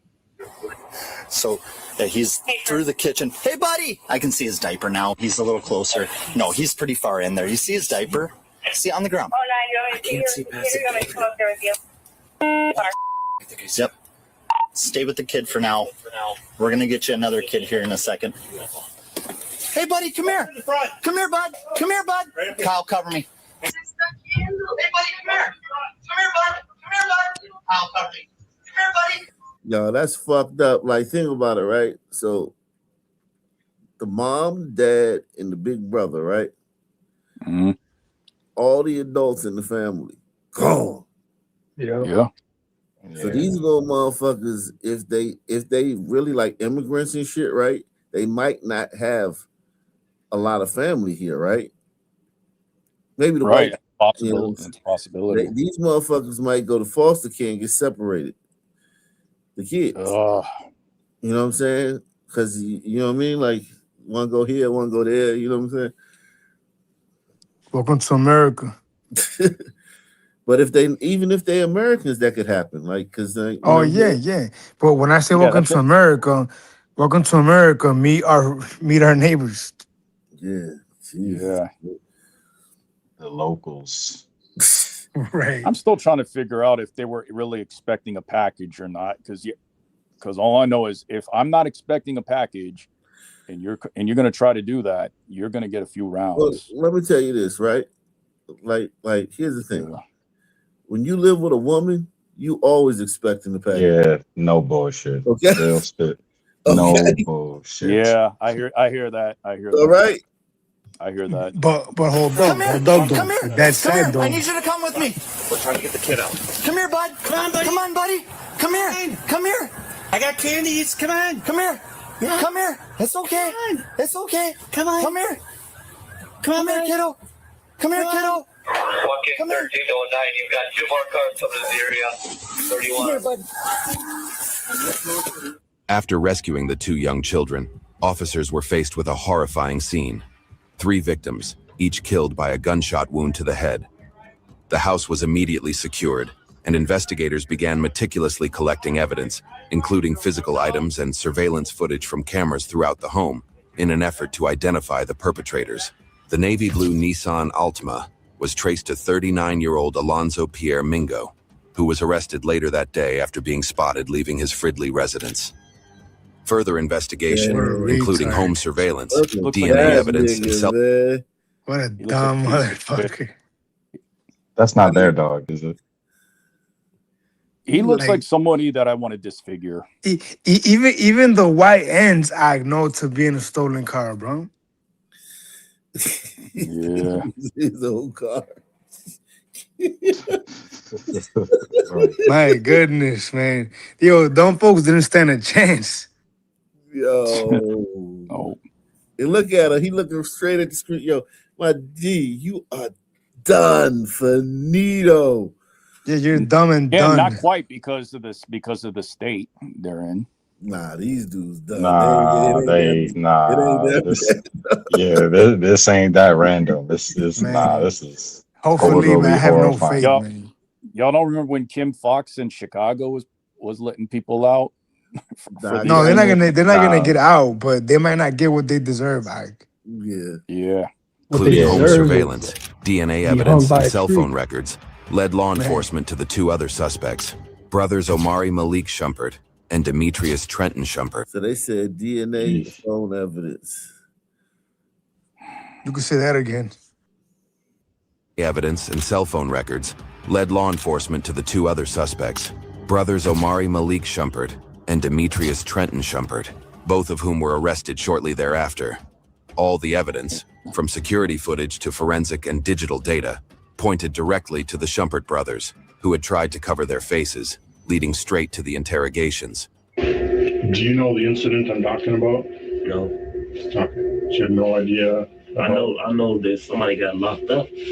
Yeah, somebody is a name that you saying. You dumbass. You supposed to ask for a lawyer. You're not even supposed to get into a car. You can't. Yeah, I ain't saying shit. You know what I'm saying? That's the very first thing you should have did. It's a wrap. Yep. Because like he already said, no, I heard about it. Like, damn, like you heard about what happens. Some folk expect us to watch them commit crimes of this caliber day in and day out and not hate them. This case fills me with so much anger. It's no solution for sons. Yep. No solution. Hey, Lomingo, man. You one son, man, that got some empathy, man. Salute to you, man. That's dope, man. Because this should make you angry, man. These type like just whacked out a whole like the dad, the mom, and the son. And the oldest son. I was shocked. In front of the babies. Surprised that they let the toddlers live. No, right, these are more merciful songs right here. I'm not surprised. No, I'm not that surprised. I mean, this wasn't that type of. It wasn't supposed to be an execution. They just had to get rid of the adults. Like, I'm not that surprised. Yeah, I mean, but let's be honest though, man. Them babies, they would have deleted them or not. It's just like it would have been like a chair to them. They were really not worried about the kids. You know what I mean? I don't think so, because here's the thing. I think that these guys went in to rob. Right. Mm-hmm. That's what I think. Did you not see how dumb that dude was?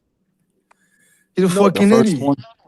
Yeah, Which that's one? why I said they went in to rob. They didn't go Right. in. So deleting these people, I obviously it's I not don't think they would have shot the kids because here's the thing: if the kids were older now, yeah, but those kids can't. Those kids They ain't can't gonna even really talk. do Yeah, they can barely talk.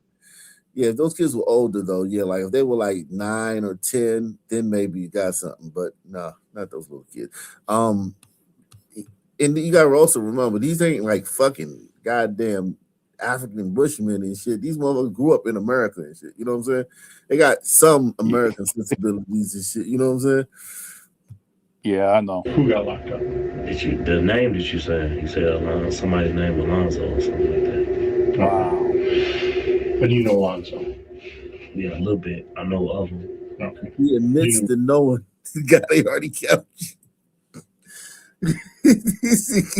Yo, why are you talking, man? Stop talking. Shout out to Deluxe 247. Nah, keep talking. AKA Calvin. AKA the Oh real man, the detective is having a. Well, I don't want to say having a field day because that's already a bad choice of words to say, if you know what I mean. What do you mean, Phil? I know of him. Okay. You knew more of just of him, right? You guys go way back. No. You know what I mean. Oh, these fuckers are from Chicago. Of course, right? There you go. I won't, you know, somewhat of the same level of respect, right? Yeah, but we do our like you work. said way back, like basically like friends, anything like that. No, not friends. No. All right, but you've known him all the way back to Chicago, right? Yeah. Okay. Where are you living now? Huh? Where are you living now? Alone in Minneapolis.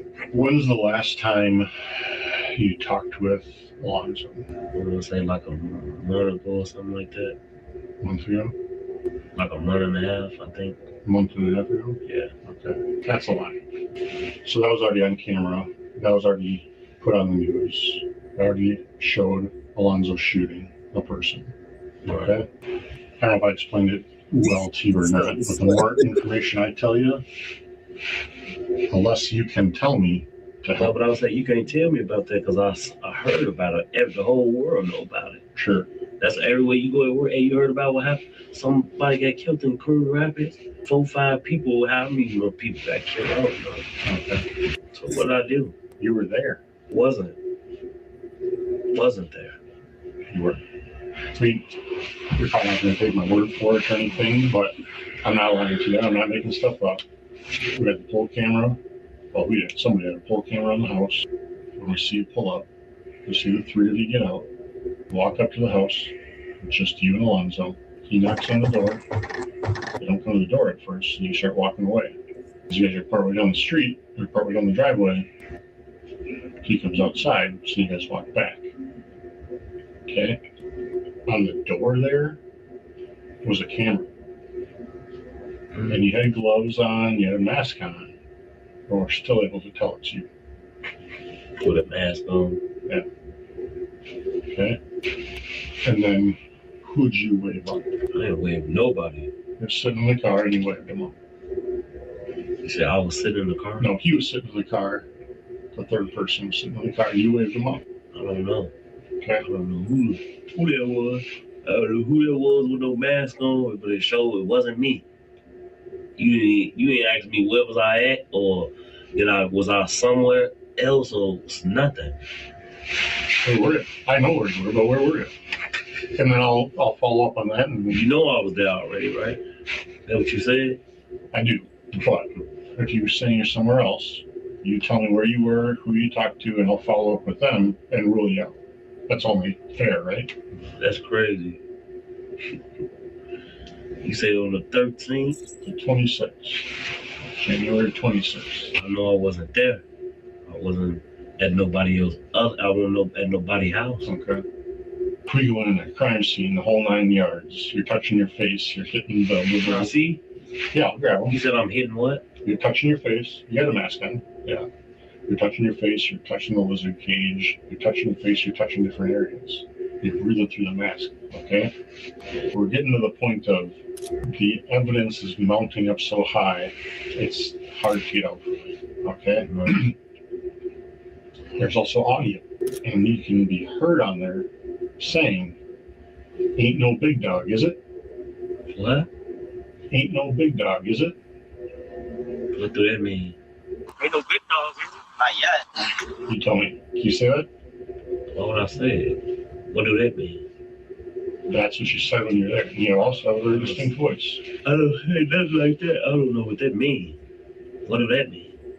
Oh, that's just what you said when you're walking up and you're talking Why would you want me to say it? To the guy in the driveway. Why would you want me to say it?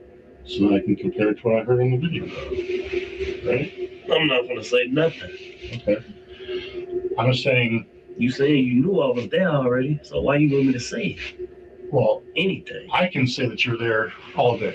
And I can prove that you're there, and I can prove what happened because... You can prove I was there? Sure. Yeah, because everything is on video, man. 26. Yeah, the 26. That's the 26. That's the day I couldn't go to work because I had my baby with me. Oh, he's lying already. Work? And my baby mama, she wasn't trying to come get him. And I didn't go to work on that day. Okay. Where were you? I was in the house. Is that what you're going to go with? That's what you're going to stick with? You're never at the house or anything? No, I wasn't at the house. I see the photos that you got? Yeah, I can get you still photos of it. Doing good?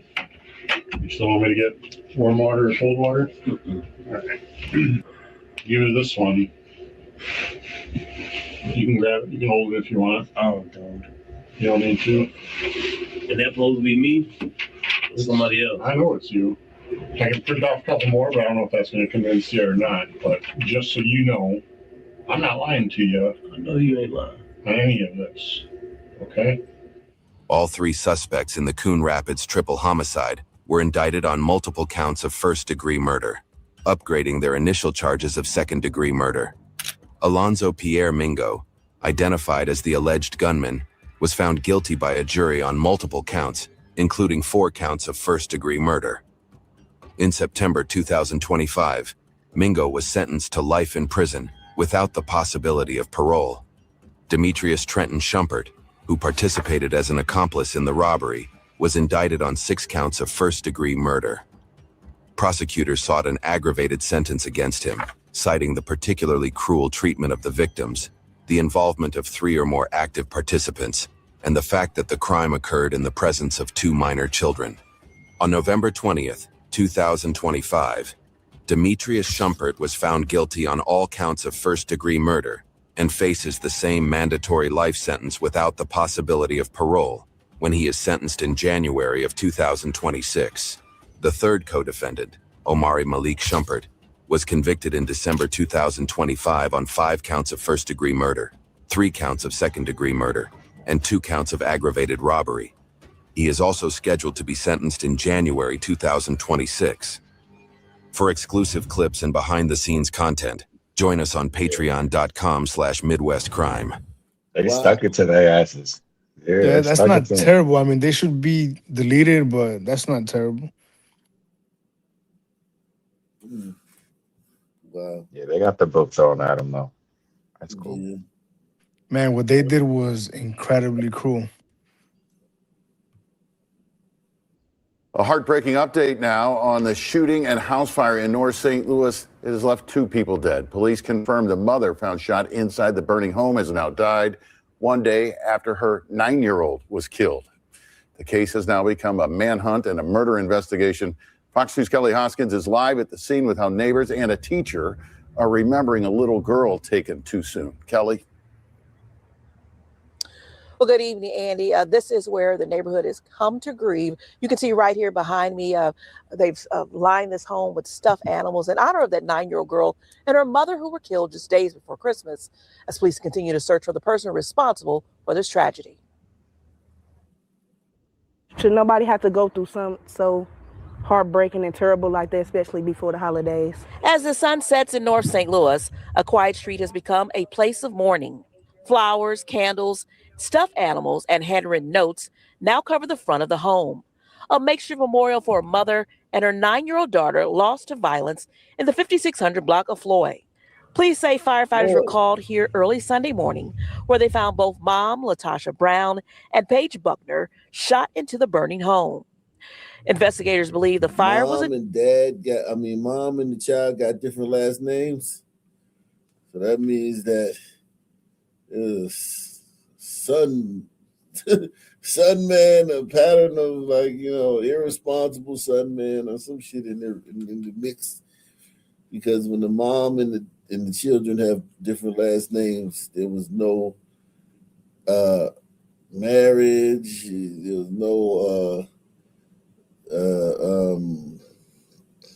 no union. They weren't brought up in the union. Into the burning home. Investigators believe the fire was intentionally set. She don't have the chance to grow up. So it hurts. It hits home a lot. It hurts to see that her life was taken away. And then it's intentional. It feels intentional because not only was she shot, but the house was set to fire. Like someone wanted them to die. Neighbors say this tragedy has shaken this community to its core, turning a place of everyday life into a scene of grief and unanswered questions. While the investigation continues, the loss is also being felt far beyond this block. My heart goes out to them, and it's sad that happened to both of them. And I just want things to be better in our community. At school, an empty desk and silent hallways now serves as painful reminders of a life cut short, a 9-year-old described as kind, energetic, and full of promise. I really knew this family, and knowing that how sweet they are, it really hurts to see that someone would do something like this to somebody who probably happened unprovoked. She was very sweet. The daughter was very sweet. And to see that not only did you take that mother away before Christmas, you took Paige. Back at the home, the memorial continues to grow, with neighbors stopping by, some in tears, others sharing prayers, all searching for healing. It kind of touched my heart. It hurts a lot to know that this happened to her. Now, as that suspect remains at large, police are encouraging anyone with information to contact Crime Stoppers. You will remain anonymous and possibly receive a reward. Reporting live in North St. Louis, Kelly Hoskins, Fox 2 News. Yeah, so very sad, Kelly. Thank you. The mayor's feeling that way, too. St. Louis Mayor Kara Spencer has released a statement about this tragic case, saying in part, "My heart is with the families and loved ones of all lost to violence this year, especially today, as we grieve the loss of a mother and her young child in their own home." Damn.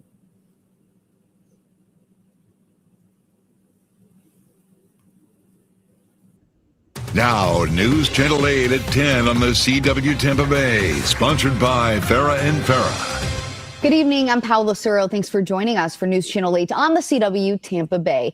2 people are dead and a young girl is in the ICU after a murder-suicide in Polk County. Sheriff Grady Judd says the crime is so heinous, even his own homicide detectives were horrified. News Channel 8's Ryan Arbogast has reaction from law enforcement and from people who knew the victims. Polk County Sheriff Grady Judd said it best. He calls this a crime that completely and utterly destroyed an entire family. Neighbors we spoke to here say they're shocked, they're appalled, and they're still at a loss for words on exactly how their street turned into a massive crime scene late last night. First comes the fire trucks, then the ambulance, then the cops. And what I'm about to describe to you is even 10 times that worse. A mother of 3, wife and friend, murdered in cold blood. This is things that are never supposed to happen. According to the Polk County Sheriff's Office, killed by the man she called her husband, 47-year-old Jason Kenny. Crystal Kenny, the wife of Jason, is shot in the head and dead, but it gets worse. Polk County deputies got a 911 call from Crystal's 12-year-old boy, running from this home along Lemon Avenue in Lakeland after a fight over TV channels got violent. As he's leaving the house, he hears a gunshot. Deputies arrived, finding Kenny's 1-year-old child unharmed and his 13-year-old stepdaughter inside bleeding out. Luckily, the young girl able to talk to law enforcement. She said, "I begged him, don't shoot me, don't shoot me, don't shoot me," and he shot me anyway. Neighbors tell us the split family lived there for about a year. They're good people, good neighbors. Couldn't ask for no better. We found a note that at some time in the past, Crystal wrote, and it was open, where she told Jason, you know, you're drinking, you're using cocaine again. Jason Kenny has no history of domestic abuse and no prior arrests.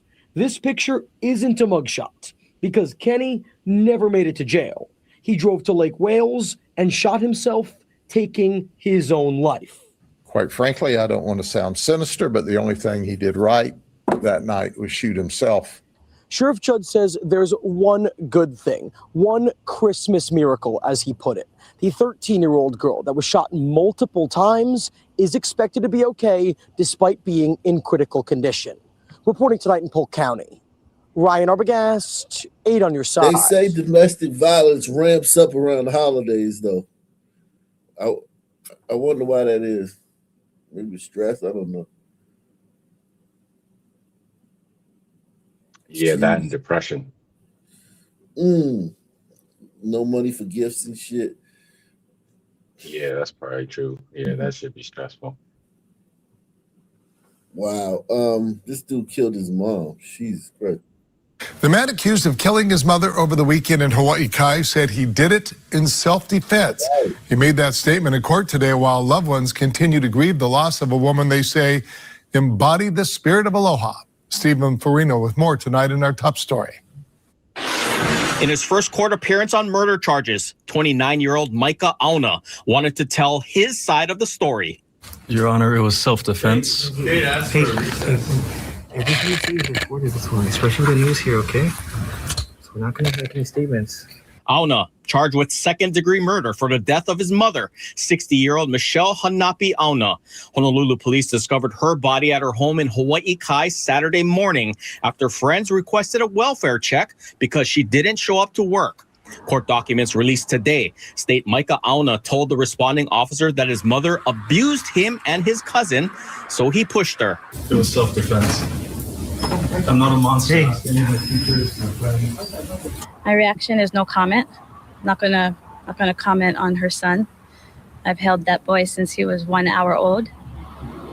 No, we're not here to bring more kaumaha and sadness and tragedy to an already horrific thing that happened. What we're here to do is spread love and light. Kind of hurts me for him to hurt my auntie like that. We spoke to Auna's cousin earlier, who was at the house that day. Yeah, she always lets me in and always helps me. She always buys me food and it. Yo, these motherfucking Hawaiians are fucking goddamn stupid. They look like a problem bunch, man. You know what I mean? They got a lot of issues with them. Always checks up on me, make sure I'm okay. I will always love her. The responding officer says Hapani Auna appeared to be beaten. He says her face was bruised and swollen, and she was bleeding heavily. The officer also says Micah Auna's knuckles looked red, like he just punched something. Malia Marquez says she's Hapani Auna's best friend of more than 30 years, godmother to her children. She's helping family, trying to clean up, bless the home, and make sense of this tragedy. She wants to make sure that everybody knows that she's already forgiven her son. So when you lead with that, the most important thing that people need to know is let's not judge. Micah Auna remains in custody, held on $500,000 bail. Stephen Florino, KHON2 News, working for Hawaii. He think that there's some way out of that. Well, like saying that, I'm not a monster. I was defending myself.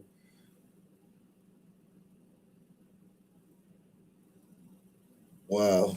Oh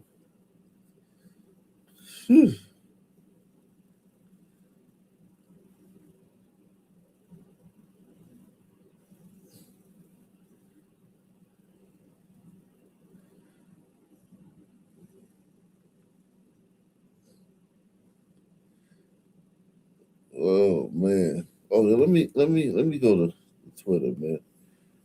There's a bunch of shit going on Twitter, man. Salute to everybody, man. We're going to the next phase of this show, man. Twitter, man. All this bullshit over on Twitter.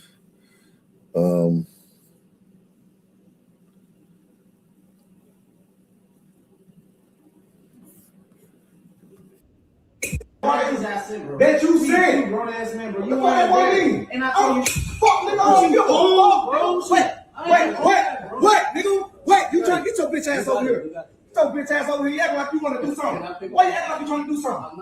What you just trying to do? I wasn't gonna do shit. Why don't ever goddamn buck up at me, boy? Like you want to help a nigga? Get y'all soft ass out my spot. Get y'all soft ass out my spot, nigga. And nigga got the messages with this fuck ass nigga. With females, nigga. By pushing the motherfucker drink. Get y'all soft ass out my spot. Call the police if you want to. Nigga, no apartment you at. Nigga, know where the house at and how you would. Fuck what? Fuck you talking about? Yeah, don't be on it. I'm on it. Come on, you weird ass nigga. Put your soft ass on. That you. We don't know what you guys did.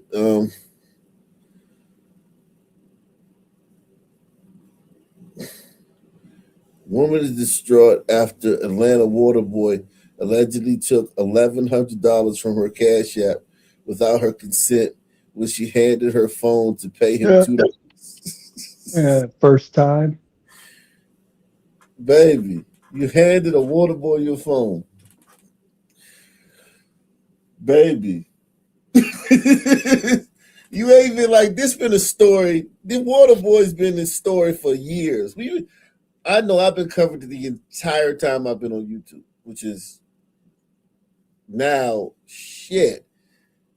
Next year it'll be 10 years I've been on YouTube. Unless it's 10 now, because 2017, 2018, 2019, 2020, 21, 22, 23, 24, 25, 26. Yeah, next year will be 10 years. And I've been covering this shit the entire fucking time.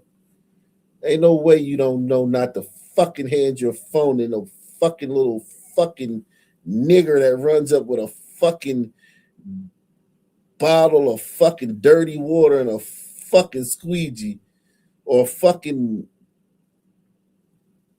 bottle of water with 1,000 fucking fingerprints on it. Room temperature bottle of water and shit with 1,000 fingerprints on it and shit. You don't know that, dumbass? He was a fucking idiot, man. I thought y'all was the most educated. I thought black women was the most educated. Right. The fuck? Are you fucking stupid? This is gonna make me tell my wife tomorrow, like, hey, baby, if anybody ever, because she probably, women fucking dumb and shit, you know what I'm saying? So I gotta remind my wife tomorrow, man, not to do no stupid shit like this. Yeah. Shout out to my man, Kentucky Browning. You ever look up cargo cults? Yeah, I know about them. That shit is crazy. Peak glider strength. In World War II had tribes of sons wearing fake military medals and equipment, marching picks. Funny, yeah. Cargo cults, yeah. But I kind of get how they would think that. I got sympathy on the cargo cults. If you don't know cargo cults, I'll make sure you later on. I'm sure I'll get later on. Yeah, them people are crazy. It's pretty wild, man. I don't know about that. If y'all are in Atlanta, do not give any money Border to the fucking flies. water boys. They just stole $1,100 from me, sent $1,100 from my Cash App to theirs. I literally had $2 on there. They changed it and sent $1,100 to them. It was a lot of boys on a fucking on a scooter, on them damn lime scooters. But that's okay. I got the fucking police right here. I hope them. Y'all, somebody need to put them hoes under the jail. $1,100, bitch. Didn't I just put on my fucking post that I just got laid the fuck off? Them hoes need to be put under the jail. I don't give a fuck about none of that. I don't give a fuck about none of that. That shit got me so. Bitch, defund the police like you was talking a few years ago, bitch. Mm-hmm. They over policed. Yeah, they over policed, and the white man don't understand what they going through, and the white man this and the white man They that. need jobs and programs. And the white man, just give them a job. Yeah, that'll fix that. Exactly. Motherfucking heated $1,100 motherfucking dollars, but that's okay. okay, because, bitch, I got APD on your bitch ass, and they're looking for you. They're literally looking for you, ho. You're dumb. Like, you're dumb as fuck. The fuck? Like, one thing about it is, if you know me, I'm always supporting the community. I've always given, literally. Yeah, all right. Well, bitch, that's your problem. That's your problem. They're Yeah, not all the right. community. They not commune. They don't commune. They're not part of, you know what I'm saying? Like, They don't contribute anything. Parasites. yeah, these Tapeworm. fucking little fucking like goddamn beavers or otters and shit. They like no different than that. Hey, dog, she Like acting a couple like dollars to them hoes. she acting like yo, they got $1,100 for you. They're done for the month. Like they don't gotta come back out. Nah, they are. They will, They but gonna they don't blow. have to. They gonna blow that though. But Yeah, tennis shoes. weed. They're gonna get an Airbnb. You know that they probably gonna get an Airbnb. You get some hoes, Get some some weed, hoes, a bottle, get some weed, drinks. outfit. That shit gone. That shit gone about a week. Always giving literally like a couple dollars to them hoes. $1,100? You gonna send yourself, really? You gonna change the amount from $2 to $1,100? Really? Like, I'm asking them niggas to put the fucking Cash App in, bro. It wasn't working. They're like, here, let me just do it. Nigga, this for $1,100? All right. Yeah. Don't worry. Yeah. APD is definitely on your dumb bitch asshole. I don't give a fuck about none of that. I swear to God. Fuck them niggas. And they are going under the fucking jail. Nigga, you claim you No, they're fucking not. 19? Bitch, you're done. You're done for, bitch. How would she know that this type of case, even if they get caught, is like it might get thrown out if it goes through the. Let's just say it doesn't get tossed, right? It works its way through the system. They're gonna be on the street the entire time, right? They're not gonna. They'll probably get released on personal cognizance or some small bond, like $500 bond. You know what I'm saying? They got to pay like $50 to get out, and then it's gonna take a year to go through the system, and then the judge is probably gonna give them like, not even probation. What's less than probation? Community service? I don't know, some shit like that. House arrest or something. Yeah, like it depends. That's only if they've got like a long criminal record. Like if they're just like got a regular criminal record, regular 17 criminal record, regular bullshit, nothing's gonna happen to them over this. And she can't get the money back. Oh hell no, she ain't getting that money back. Yeah. They're not gonna make them pay restitution. Nah. For this? No. Run you the fuck over. You're done. You're done. Then when they sent it, the shit say rent. Bitch, I'm not paying nobody rent. This is where the fuck I'm at. Y'all know, literally, I was right over there. Finna get on the motherfucking highway to go this way. Bitch.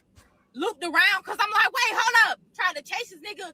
The nigga ran on the motherfucking lime scooter. What the fuck? Them hoes are dying They love today. them lime They're getting put under the fucking jail. I don't give a fuck about none of that.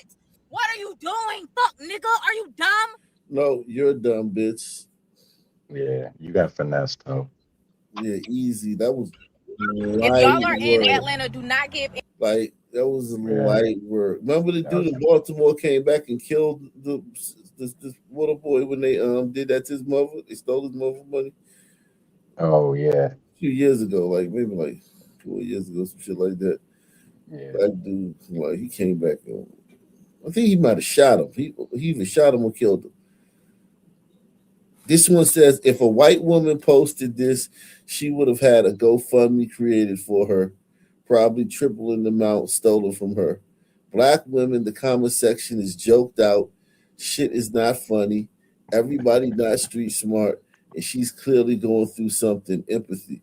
Why you even have to bring up a white woman? A white woman. This happens to white women all the time. Never Happens trust to them probably more. But also, it's not that serious. $1,100 is serious, my man. Yeah. No, the $1,100 is serious. That's a lot of fucking money. Nah, that is rent money. Yeah, Christmas Eve, $1,100, man. Shit, I wish somebody would donate $1,100 a night. I wish somebody would cash out me $1,100. That's not a lot of fucking money. That's shit. That's a fucking ton of money. Yeah. Shit, that's like what? How much is that? That's like fucking let me see, 111 that's literally 220 people taking the $5 challenge. Now let's say that somebody Damn. Yeah, that's 220 people taking the $5 challenge, man. That's a lot of fucking money, man. She just lost, man. Make sure you take the $5 challenge, man. Support the channel tonight. We're trying to get some people to take the $5 challenge. Support your. I'm your news boy. I ain't your water boy. I'm a news boy, man. Support your community, man. This one says, damn. Gliders. Shout out to Amazing Disgrace. He says gliders will be all about defund the police now, so we can start dispensing justice. Be careful what you wish for. Yeah, I mean, this really don't have too much about the police though. This is Serbian stupid. The police can't help you when you're that stupid. Like, what are the police supposed to do? Like, you gave a fucking little fucking urchin, street urchin, your phone. What if he just would have took your phone and ran him? She lucky he gave the phone back. He could have just took the phone too. Right. Which would have been smarter. Yeah, exactly. To just take the whole phone and shit, and that way you can clean it all out. You could just, And then she can't call the cops, and yeah, she can't call the cops. Yeah, you can, because I'm sure she had more than 1,100 in there. You know what I'm saying? Right. Yeah. Wow.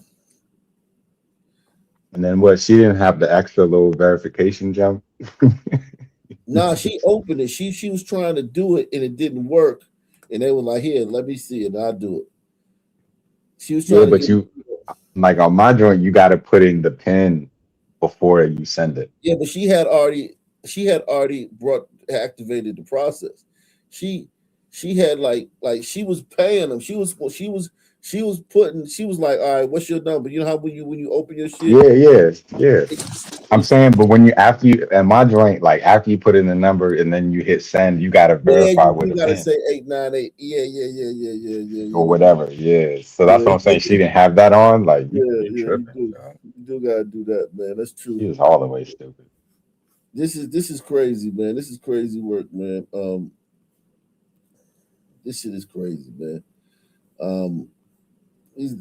Listen, I will tell you this though. If you hand somebody your phone, right? Say like you hand a son man your phone. If you get it back, like one of them types, that's like a miracle. Yeah. That's like I mean, like, I just don't know what makes you hand like a little random son teen that just ran up to your car, your phone. And you sitting in the car at traffic behind the light. Yeah, in a seatbelt. like a little nigga from the neighborhood, right? Like when I used to live in, the hood and shit, them little niggas, you couldn't even them little niggas, you know what I'm saying? Right. They like, yeah, you know what I'm saying? Like the little niggas and the little homies in the neighborhood. Mm-hmm. You can't really hand them your phone. Right. And you You know definitely see them, him you know again. their brother, Right. you know their mother and shit. This little random nigga just walked up and just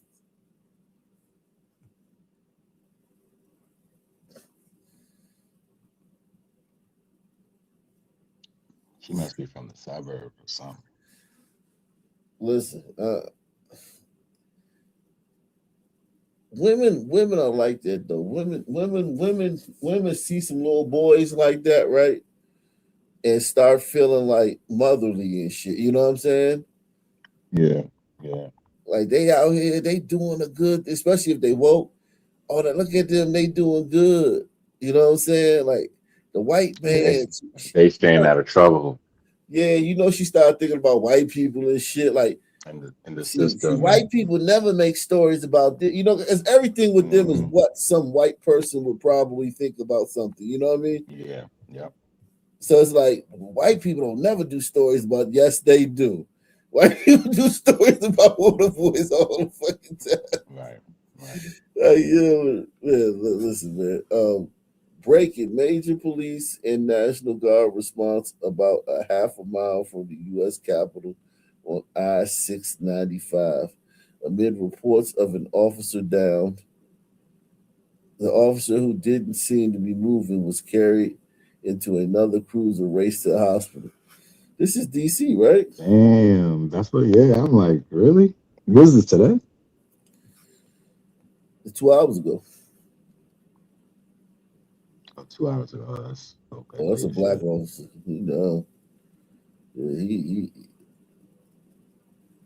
It says the officer was attempting to help a disabled motorist when another vehicle plowed into him.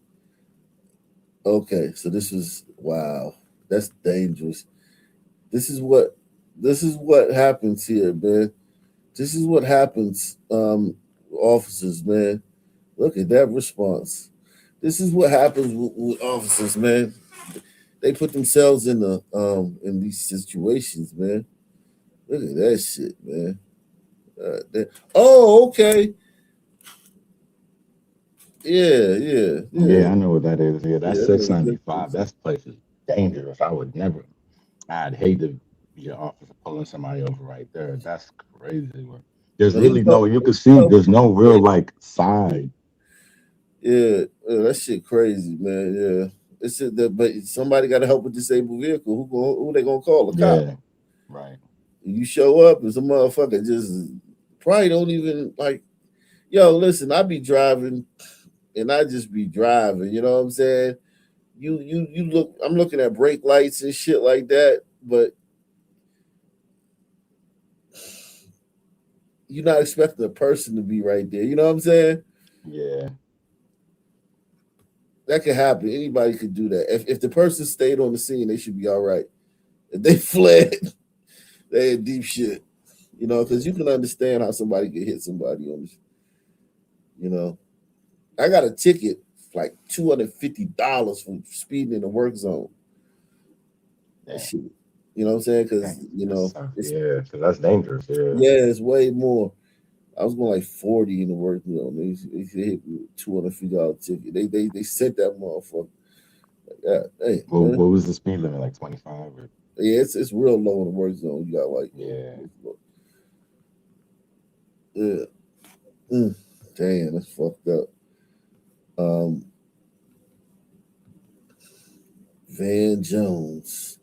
We don't know why that man did what he did, and for Charlie Kirk to say we know he did it because she's white, when there is no evidence of that, is pure rage mongering.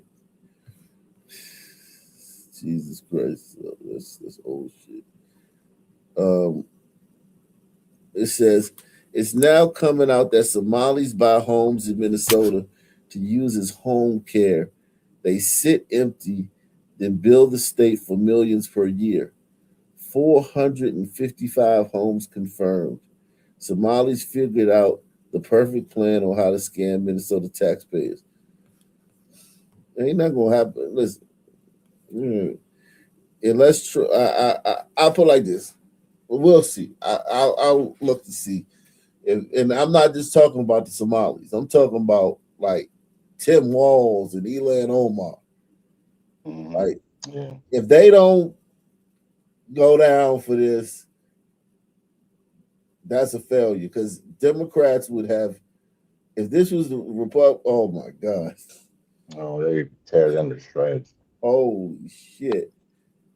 Republicans are nice though. They're real nice though. So it's like, yeah.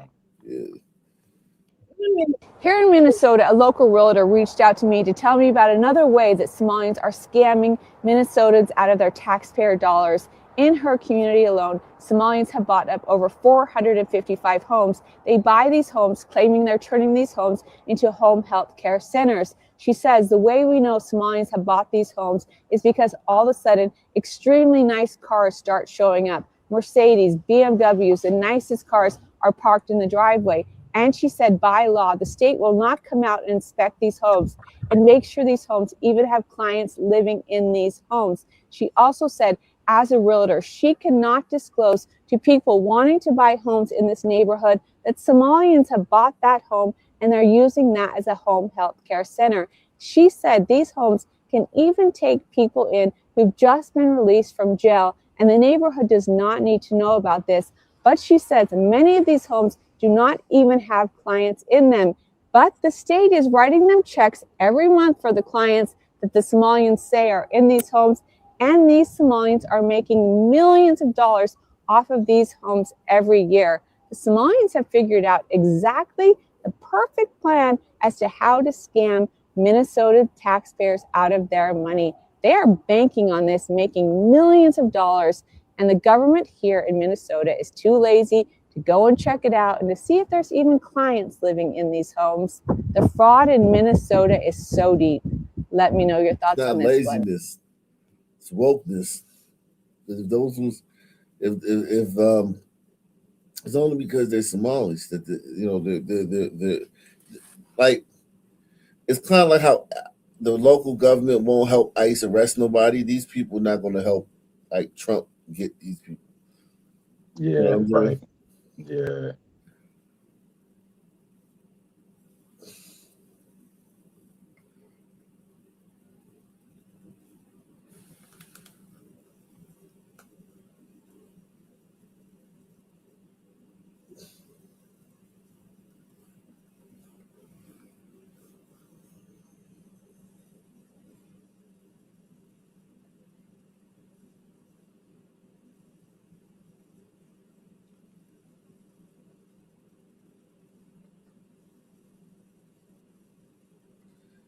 White people have the worst victim complexes. Y'all are not oppressed. White people have the worst victim complex. Wow. Yeah, this is the guy. That's the guy we talked about in the video. He dressed up. That nigga, man, these niggas' lives be ruined and they be like looking normal.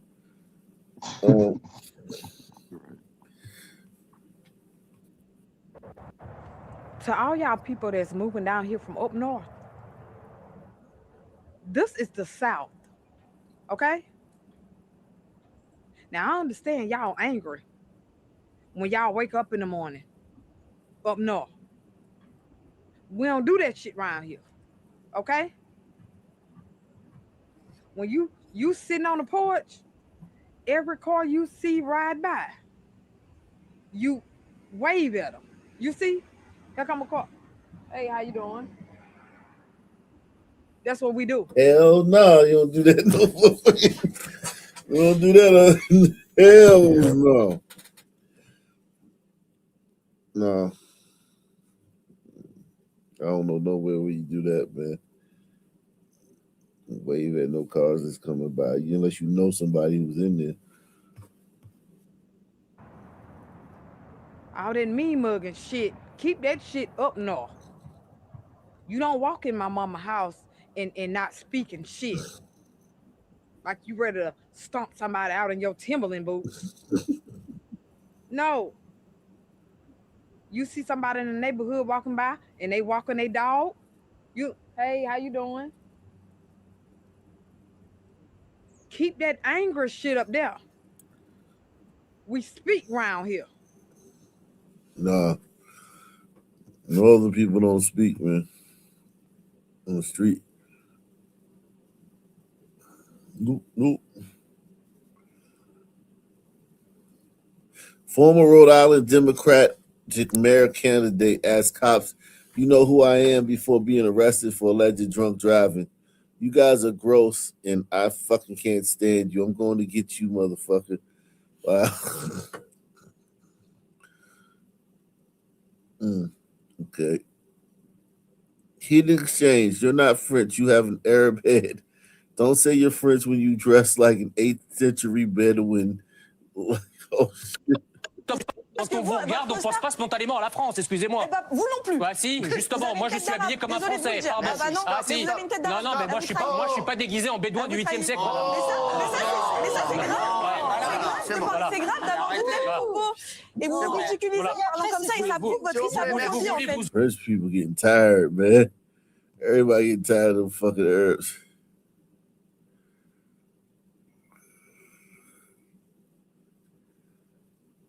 What's this? Muslims gather together in the town square to tear down a large Christmas tree meant for families to enjoy.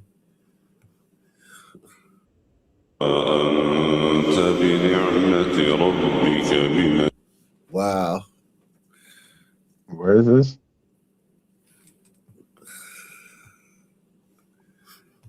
Let's see.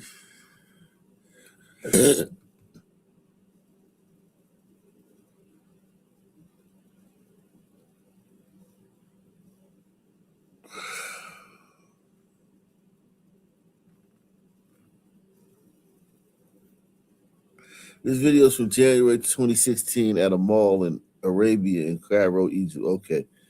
Cairo, Egypt. Okay, this is Cairo, Egypt.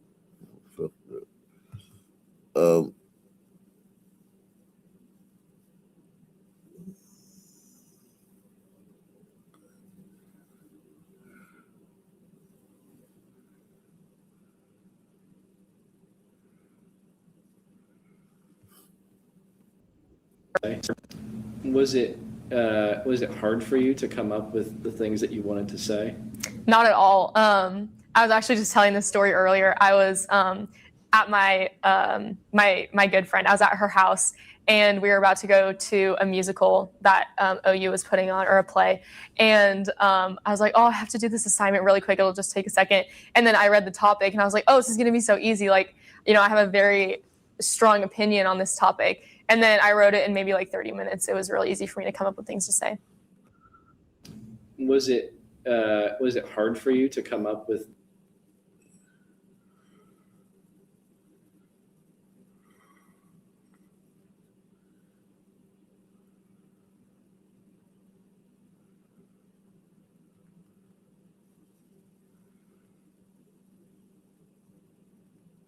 Black Americans are the most influential people on the planet because it is. She been that and did that. Could be a corporate knowing you over good man. So this is what makes us influential. Absolutely. Absolutely. We be having the whole internet doing dances.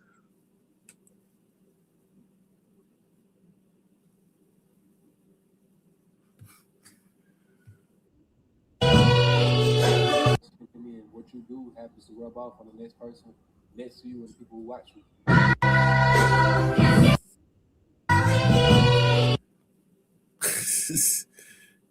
No one ever sends these fucking postcards anymore. Why are niggas pulling up shit from back in the day to try to be offended?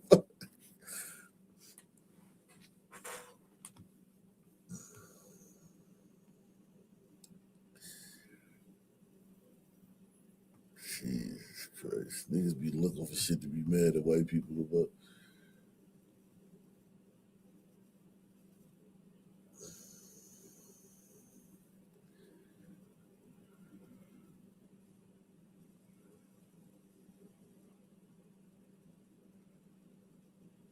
Oh, so now they're saying that Trump killed Epstein. Doesn't seem to have a limit on what he would do to help him. You really believe that Donald Trump is capable of having your brother murdered to spare himself embarrassment? Absolutely. Based on what? From meeting him years ago and just watching his performance the last 20 years. He doesn't seem to have a limit on what he would do to help himself. What experience did you ever have with him personally that made you think that he could be that cruel? I think everybody, or most people, could be very cruel if it comes to protecting themselves. So I don't think that's a shocking answer. You really believe that platforming this is irresponsible? You know what I'm saying? Yeah, yeah, exactly.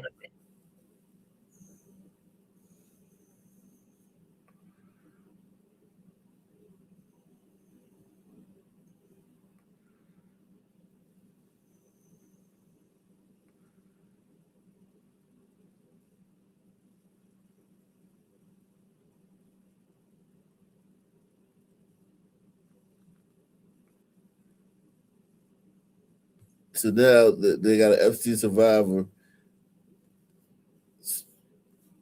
speaking out.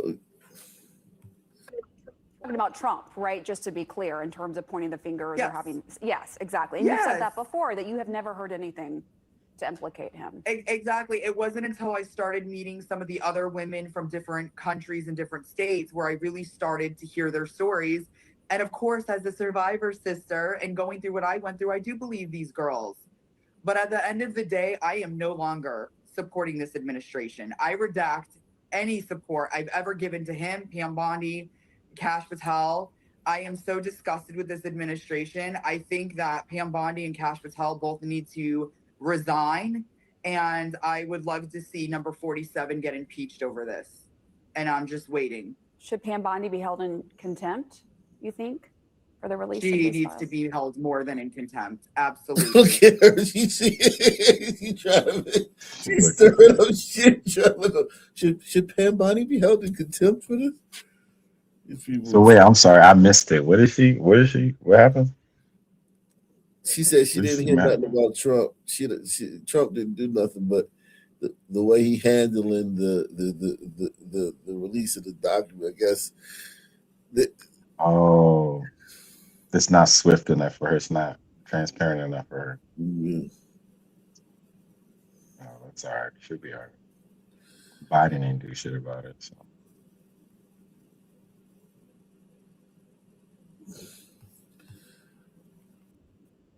I am increasingly concerned because of the chaos that is being caused by these ICE agents that somebody is gonna get seriously injured or killed.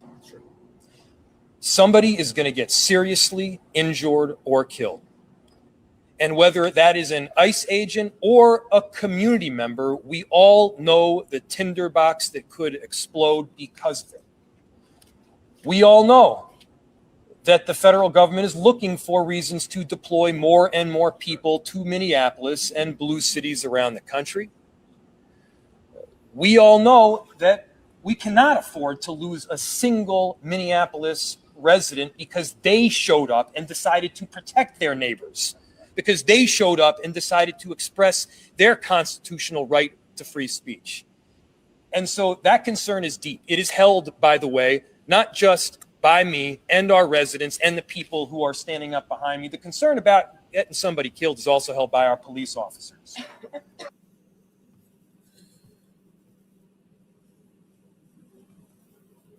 He's such a faggot. I hate him.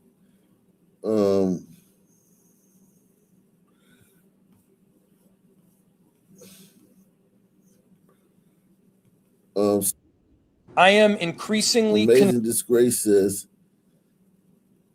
sons would mock a glider for being stupid enough to trust a random son. Oh, definitely. Facts.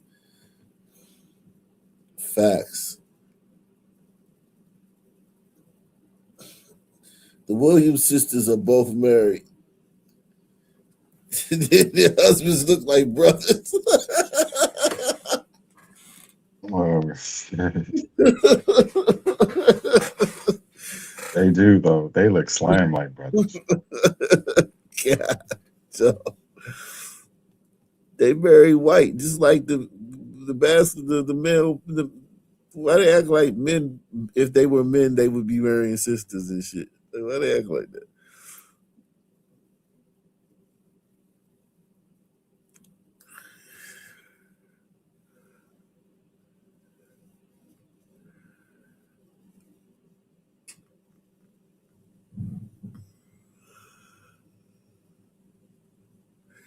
He said, what? Hold on. Listen, says, as a grown man, you can't step foot in the hood after the. That's what you get. Sleep. That's what you get. Okay? Never again talk shit about it. Please. What you ducking for? And you try to swing at me? My nigga, ain't you trying to swing at me? Sleep. That's what you get. Sleep. That's what you get. Okay? Never again talk shit about it. Please. It could be a lot worse than that. Okay? I could do a lot worse than that. Please stop talking shit about me. Stop. I don't want to hear nothing else. I must have not smacked you hard enough. My nigga, I must have not smacked you hard enough. I must have not smacked you. He talking too much. He talk too much to be like a real hard nigga. You know what I'm saying? Yeah, way too much. You hard enough. I really haven't.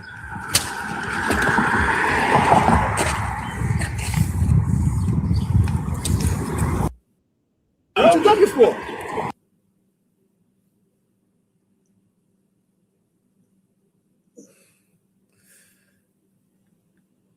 This nigga be funny. You see this nigga? He be on TikTok. This nigga funny as shit. He like the pro-blackest motherfucker. White people don't have to apologize for being white no more. Y'all want to be victims so goddamn bad. Hey, every branch of government dominated by white people. Every industry dominated by white people. I don't understand how y'all can have entire curriculums. I'm talking about history. I cannot graduate high school without learning white history. Yeah, but there would be no curriculum without like curriculum is a white thing. You know what I'm saying? Right. Niggas don't understand that basic thing. Like there would be like electric. Yeah, of course, white people dominate electrical company and shit, Pepco and shit like that. Con Edison. There would be no electricity. You wouldn't even know that shit was in the air. You know what I mean? Exactly.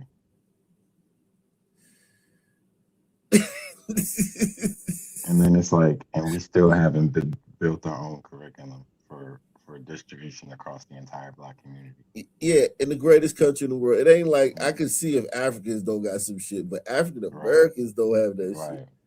Right. It's like 150 HBCUs in America. You can graduate high school and know nothing about Black history. How do y'all want to be victims so goddamn bad? Y'all been able to mobilize white supremacy and white Christian nationalism to the highest office in the White House. And you still want to be a victim? And y'all mobilized BLM to the highest office in the White House. Right. Y'all, you know what I'm saying? Barack Obama was BLM in the White House. Literally. Yeah, does this brother have his feet up in the air, son? This nigga laying on the floor. He laying on the floor though. Laying on the floor with his feet up, and they're like he's talking to him, bro. Like he on one of the old rotary phones and shit. Right. On the house phone and shit.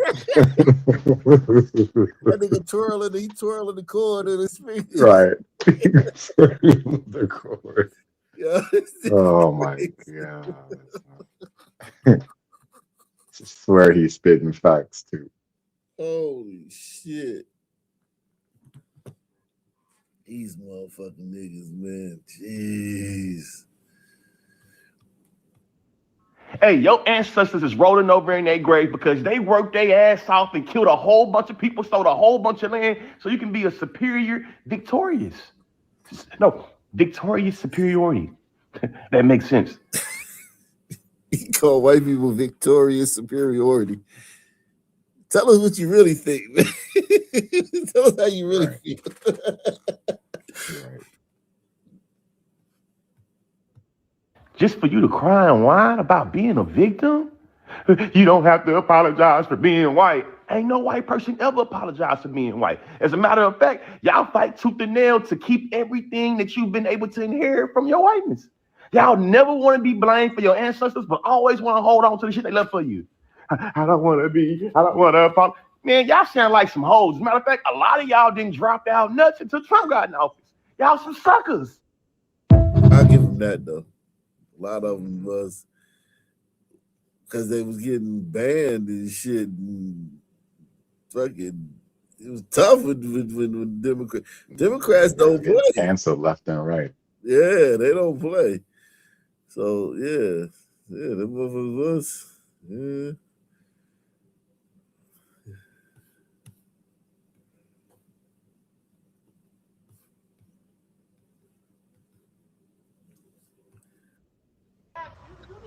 attention. If you don't know what you're doing, you need to resign. Because I've been standing out here waiting. He left her.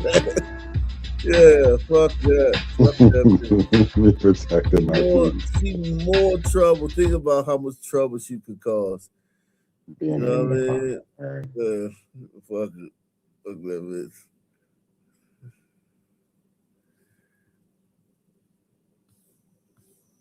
Oh yeah, I love Mace videos. That's my shit. You're such a piece of shit. I'm so sad to see you doing this. Is it? Uh-oh.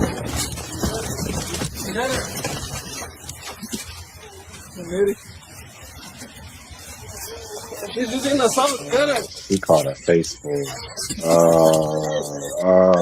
She's cooked. Brand new. Look at that. Brand new. Okay, you made your point. He said you made your foot. He emptied one can on her. Yeah, he really went in. The backup can. That was excessive, man. That was extremely excessive. Well, you know what? Like she's still a threat though. See the shit I got, she would have been fucked up. I don't know what kind of shit he got though. The shit I got. Yeah, his shit must be weak. Yeah. That right there, that's bear spray. This right here. She the first can, I don't know what the fuck that was. Yeah, salute, man. That's Mace, man. I love seeing people get Mace.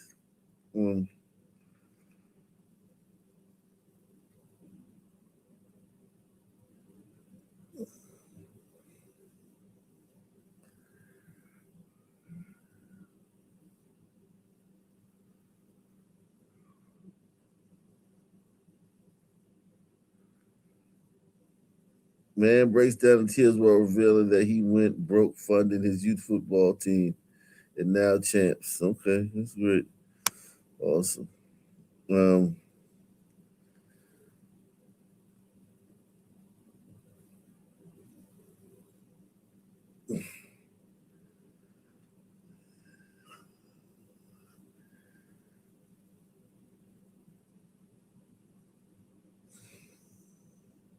Yeah, we saw that. Then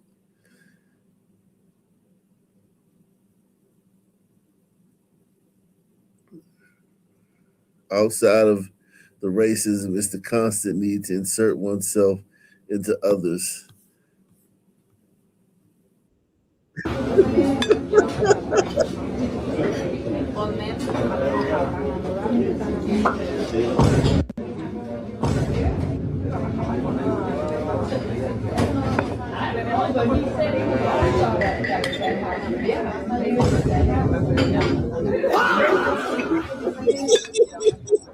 What the fuck is she doing, man? What is she doing? Can I ask you a question? Why are you recording? Why are you recording? Oh, just for fun. Huh? Just for fun. Okay, make sure, because we're having some problems with that, going around people doing that, so it's just Really? yeah, because we're not really supposed to be filming stuff. Why not? Well, because there's a problem that's going on right now that they're doing it. I'm filming myself. Though. As long as you are, that's what I'm saying. If I harass people, that's honey, a bad that's thing. what I'm saying. I see you, so I'm just saying, but just make sure, okay? Thank you. All right, that's all I'm saying. Idiot bitch. That bitch is just retarded. Why the fuck did she do all that? Why did she just go about her fucking day? I don't even get it.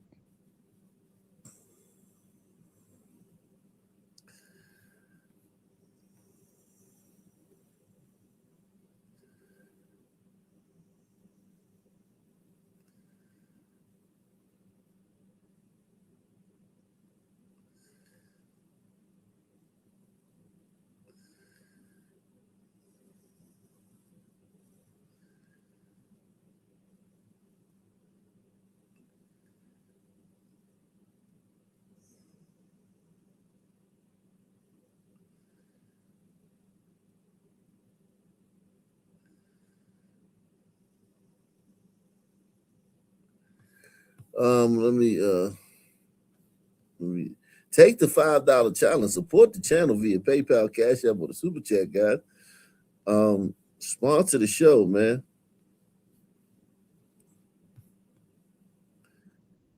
For 35 years, Jerry Lee has lived in this quiet Mandeville neighborhood and never witnessed anything like what happened early Monday morning. My wife heard the gunshots, and the kids were ringing the doorbells to warn everyone. A neighbor says she escaped through a window to avoid a former boyfriend, 49-year-old Sean Quinn, who she says showed up at her front door in spite of a stay-away order issued by a judge last week. The woman says Quinn chased her down the block with a knife and began stabbing her. As she called for help, she alerted neighbor Richard Suarez, whose attorney is Roy Burns. And he heard this just terrific or horrific, I guess you would say, things going on outside that he didn't quite understand. So he went outside and he saw what would have been the victim at this particular point running toward him, screaming for help. Fearing for her life, the intended victim, who wants us to call her Heather, says she knocked on several neighbors' doors, but only Mr. Suarez responded. I thought it was very, very good. Very brave of him. At this point, Richie ran into his house and got his gun. You understand, he's a veteran, and he has been trained how to handle himself in horrific situations. Several witnesses say Suarez fired as many as 4 warning shots into the ground, trying to stop the attack, but it continued. He was still kind of cutting on her, as far as the case might be. There's at this point, a lot of blood, according to him. And so he shot him in the hip. And that didn't even deter him or stop him in any regard. And then it came to a point that he had to make a choice of whether he was going to take further action to protect this lady. And as a result of that, right before he felt he was going to kill her, he shot him and he expired at the scene. After questioning by deputies, the sheriff's office released Suarez, saying his actions appear to have prevented further serious injury or loss of life. In fact, the assailant's intended target tells us she was seconds away from dying, saying she owes her life to Suarez, a man she and others consider a hero. Oh, he saved a life, saved a young lady's life, no doubt. Suarez's attorney says his client, who served in Iraq, was shaken up by the incident. The community has been very kind to him in terms of being an unwitting hero. He does not think he's a hero. The St. Tammany Sheriff's Office says detectives will continue to thoroughly investigate to ensure all facts are reviewed. Wow. She's lucky as hell. Right. Exactly. The family is dealing with an unthinkable loss. A 20-year-old man was murdered just days before Christmas. And tonight, a teenage girl is charged in his death. DeAndrea Turner sat down with the family of Milton Ritchie Jr. to hear his story. The murder of 20-year-old Milton Ritchie Jr. happened just 5 days before Christmas. A time where this family is supposed to be gathering for the holidays is now filled with grief as they mourn the death of a son and a brother. This is the holiday season, and my son would not be here with me to celebrate it. A family now facing Christmas without the one they say made it whole. He kept our family together. He was the light. That's all he knew. But now MJ's family is trying to make sense of a loss that still feels unreal. Police say around 4 p.m. Saturday, they found a car in a ditch near PRP, and he was found outside the vehicle with several gunshot wounds. A 15-year-old girl has been since arrested, charged with complicity to murder and complicity to... 15-year-old girl. Carjacking? Robbery. World. My life has been a shambles. Okay. Damn, 15-year-old girl robbed you, killed you. That shit. That's crazy. That's fucking nuts. Anybody want to guess what race this girl was? Girl has been since arrested, charged with complicity to murder and complicity to robbery. My world, my life has been in shambles ever since. Earlier that day, MJ spent time at the hospital visiting his father. He later called his mom to talk about something ordinary, grocery shopping. Then came one final call. So as soon as I hung up, he called me back and he just said that he loved me and He was so glad that he went to the hospital to visit his dad. Words now etched into her heart, a loss still impossible to process, losing her only child. I just can't even get the words together because it seems so unreal. It's like I'm in a nightmare. And I just can't wake up from. His family. How did he get entangled with this 15-year-old? Because like how did they cross paths? You know what I mean? Yeah, I don't know. That's a good question. Was he like, did he think she was older or something? And like, I don't know. Just try and go smack. Yeah. Family says what keeps them standing is the love MJ gave so freely. He was so loving and caring and gentle. He had a heart of gold. He would do anything for anybody. And through their faith, they're holding on, believing justice will come. And justice is going to be served because God don't play. D'Andrea Turner, WLKY.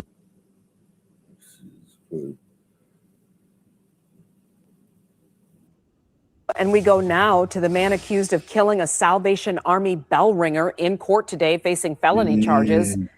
Prosecutors say the shooting may have stemmed from a complicated personal dispute. The attack stunning the Westland community and shocking both shoppers and staff. It happened last week at the Kroger on Ford Road and Central City Parkway. 7 News Detroit reporter Randy Wimbley was the only reporter in court today. He's hearing from the victim's family about their connection to the man accused of killing their loved one.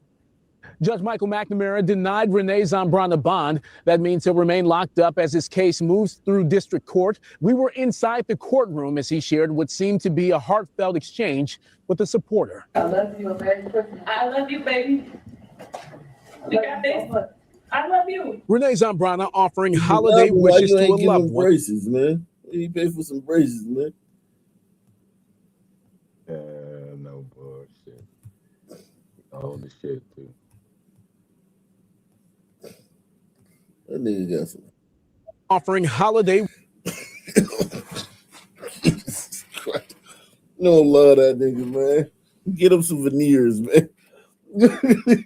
prove you love him. Right. Right. Braces at least. God damn.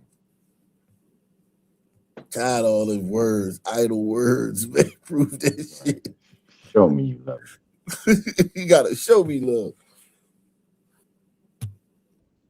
Wishes to a loved one before he was hauled off to the Wayne like County. That too.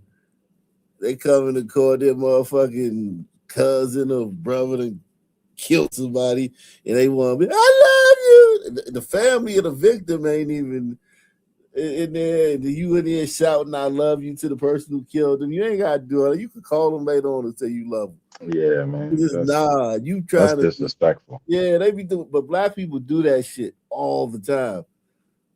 Like, they do that shit all the time. I love you, Javon Travius. Javon Travius just shot like 15 people and shit. Before he was hauled off to the Wayne County Jail. The 37-year-old Detroit man charged with first-degree murder and felony firearm Monday. He's accused of shooting and killing 47-year-old Alvin Eccles at the Westland Kroger on Ford Road. Was fucking him, man. This dude gay. You know this dude like a transgender or some shit like that. A fucking freak. Oh, I ain't see him. He probably was fucking that dude. The dude probably was fucking him on the low. Let's see. Firearm Monday. He's accused of shooting and killing 47-year-old Alvin Eccles at the Westland Kroger on Ford Road. It happened as Eccles was working as a bell ringer for the Salvation Army. Under Miranda, Renee stated he observed Alvin in front of Kroger on Ford Road earlier in the day on the 18th, later returned with the firearm to shoot Alvin, which he did. I can't believe you took my brother away. I can't believe you would do this to my mom, somebody who loved you. Amanda Stamper, Eccles' sister, says Zambrana was a family friend and they've known him for decades. Wow. A family friend and they've known him for decades.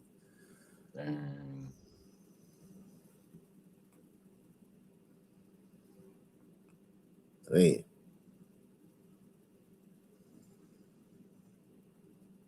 What could have made him kill the guy?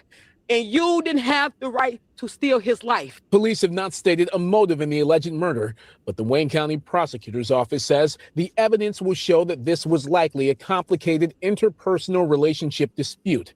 These allegations are nonetheless extremely tragic and criminal. Police say they identified Zambrana as the suspect shortly after the shooting last Thursday and arrested him Friday morning during a traffic stop.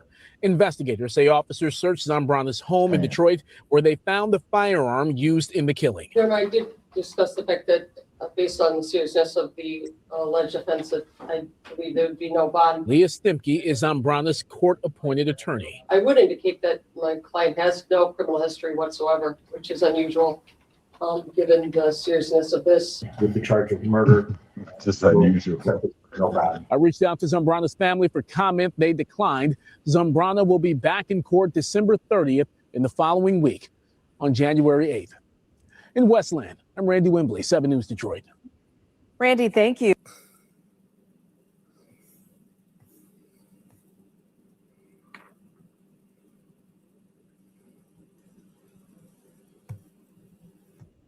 Tonight, Jeff Zimmerman is slowly recovering, but this is going to be a very long road ahead. And for his daughter, she says this is a terrible case of deja vu. Sitting at her dining room table, And he really is like the most loving guy. Kira Zimmerman describes someone Like, if you know me, like, he's literally my ride or die. pretty important to her, her dad. But he's the strongest person I've met in my life. 71-year-old Jeff and herself, 2 peas in a pod. So it was like my very first memory is like in the hospitals with him. But growing up, it wasn't always perfect. He's had all the surgeries you can imagine, all the treatments, pretty much my whole life. Jeff has been battling a brain tumor for most of Kira's life, and a recent tragedy sending Jeff back into the hospital. So it's kind of like deja vu. Last Saturday, Jeff was out walking the family dog. When I walk with him, he always goes on the same path. That day, he was alone. Someone on a bike came up and started brutally beating him to the ground. Jesus Christ. Wow, that's terrible. Someone. That's some man, man. Some man did that. Right. Some man did that. Wonder if there's a description. Force of blows coming close to killing him, eventually saved by 2 strangers who pulled the suspect off. But the fact that they were like right place, right time is literally an act of God. Like, that's incredible. He's okay because of these 2 strangers that happened to be there at the right time. Jeff spent 4 days in the ICU before moving to the trauma unit, suffering severe head injuries, multiple broken bones, and trauma to his right eye, on top of his continuous battle against his brain tumor. But today, it's a sigh of relief for Kira and her family. I can't even be upset because I'm just like so thankful that he's Definitely was a black guy. alive.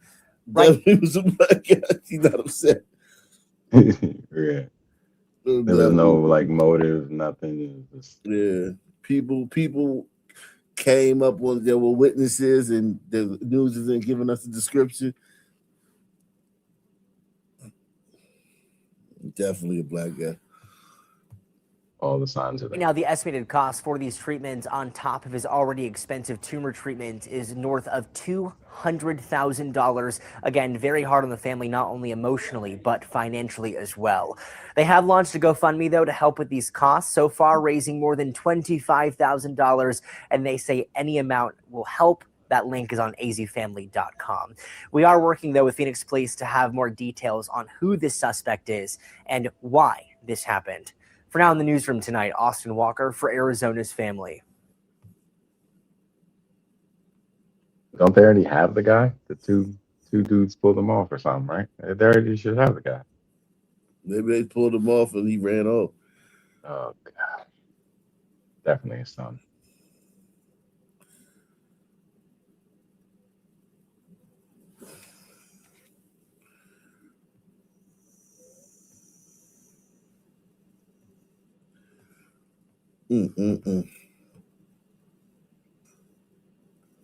Wow.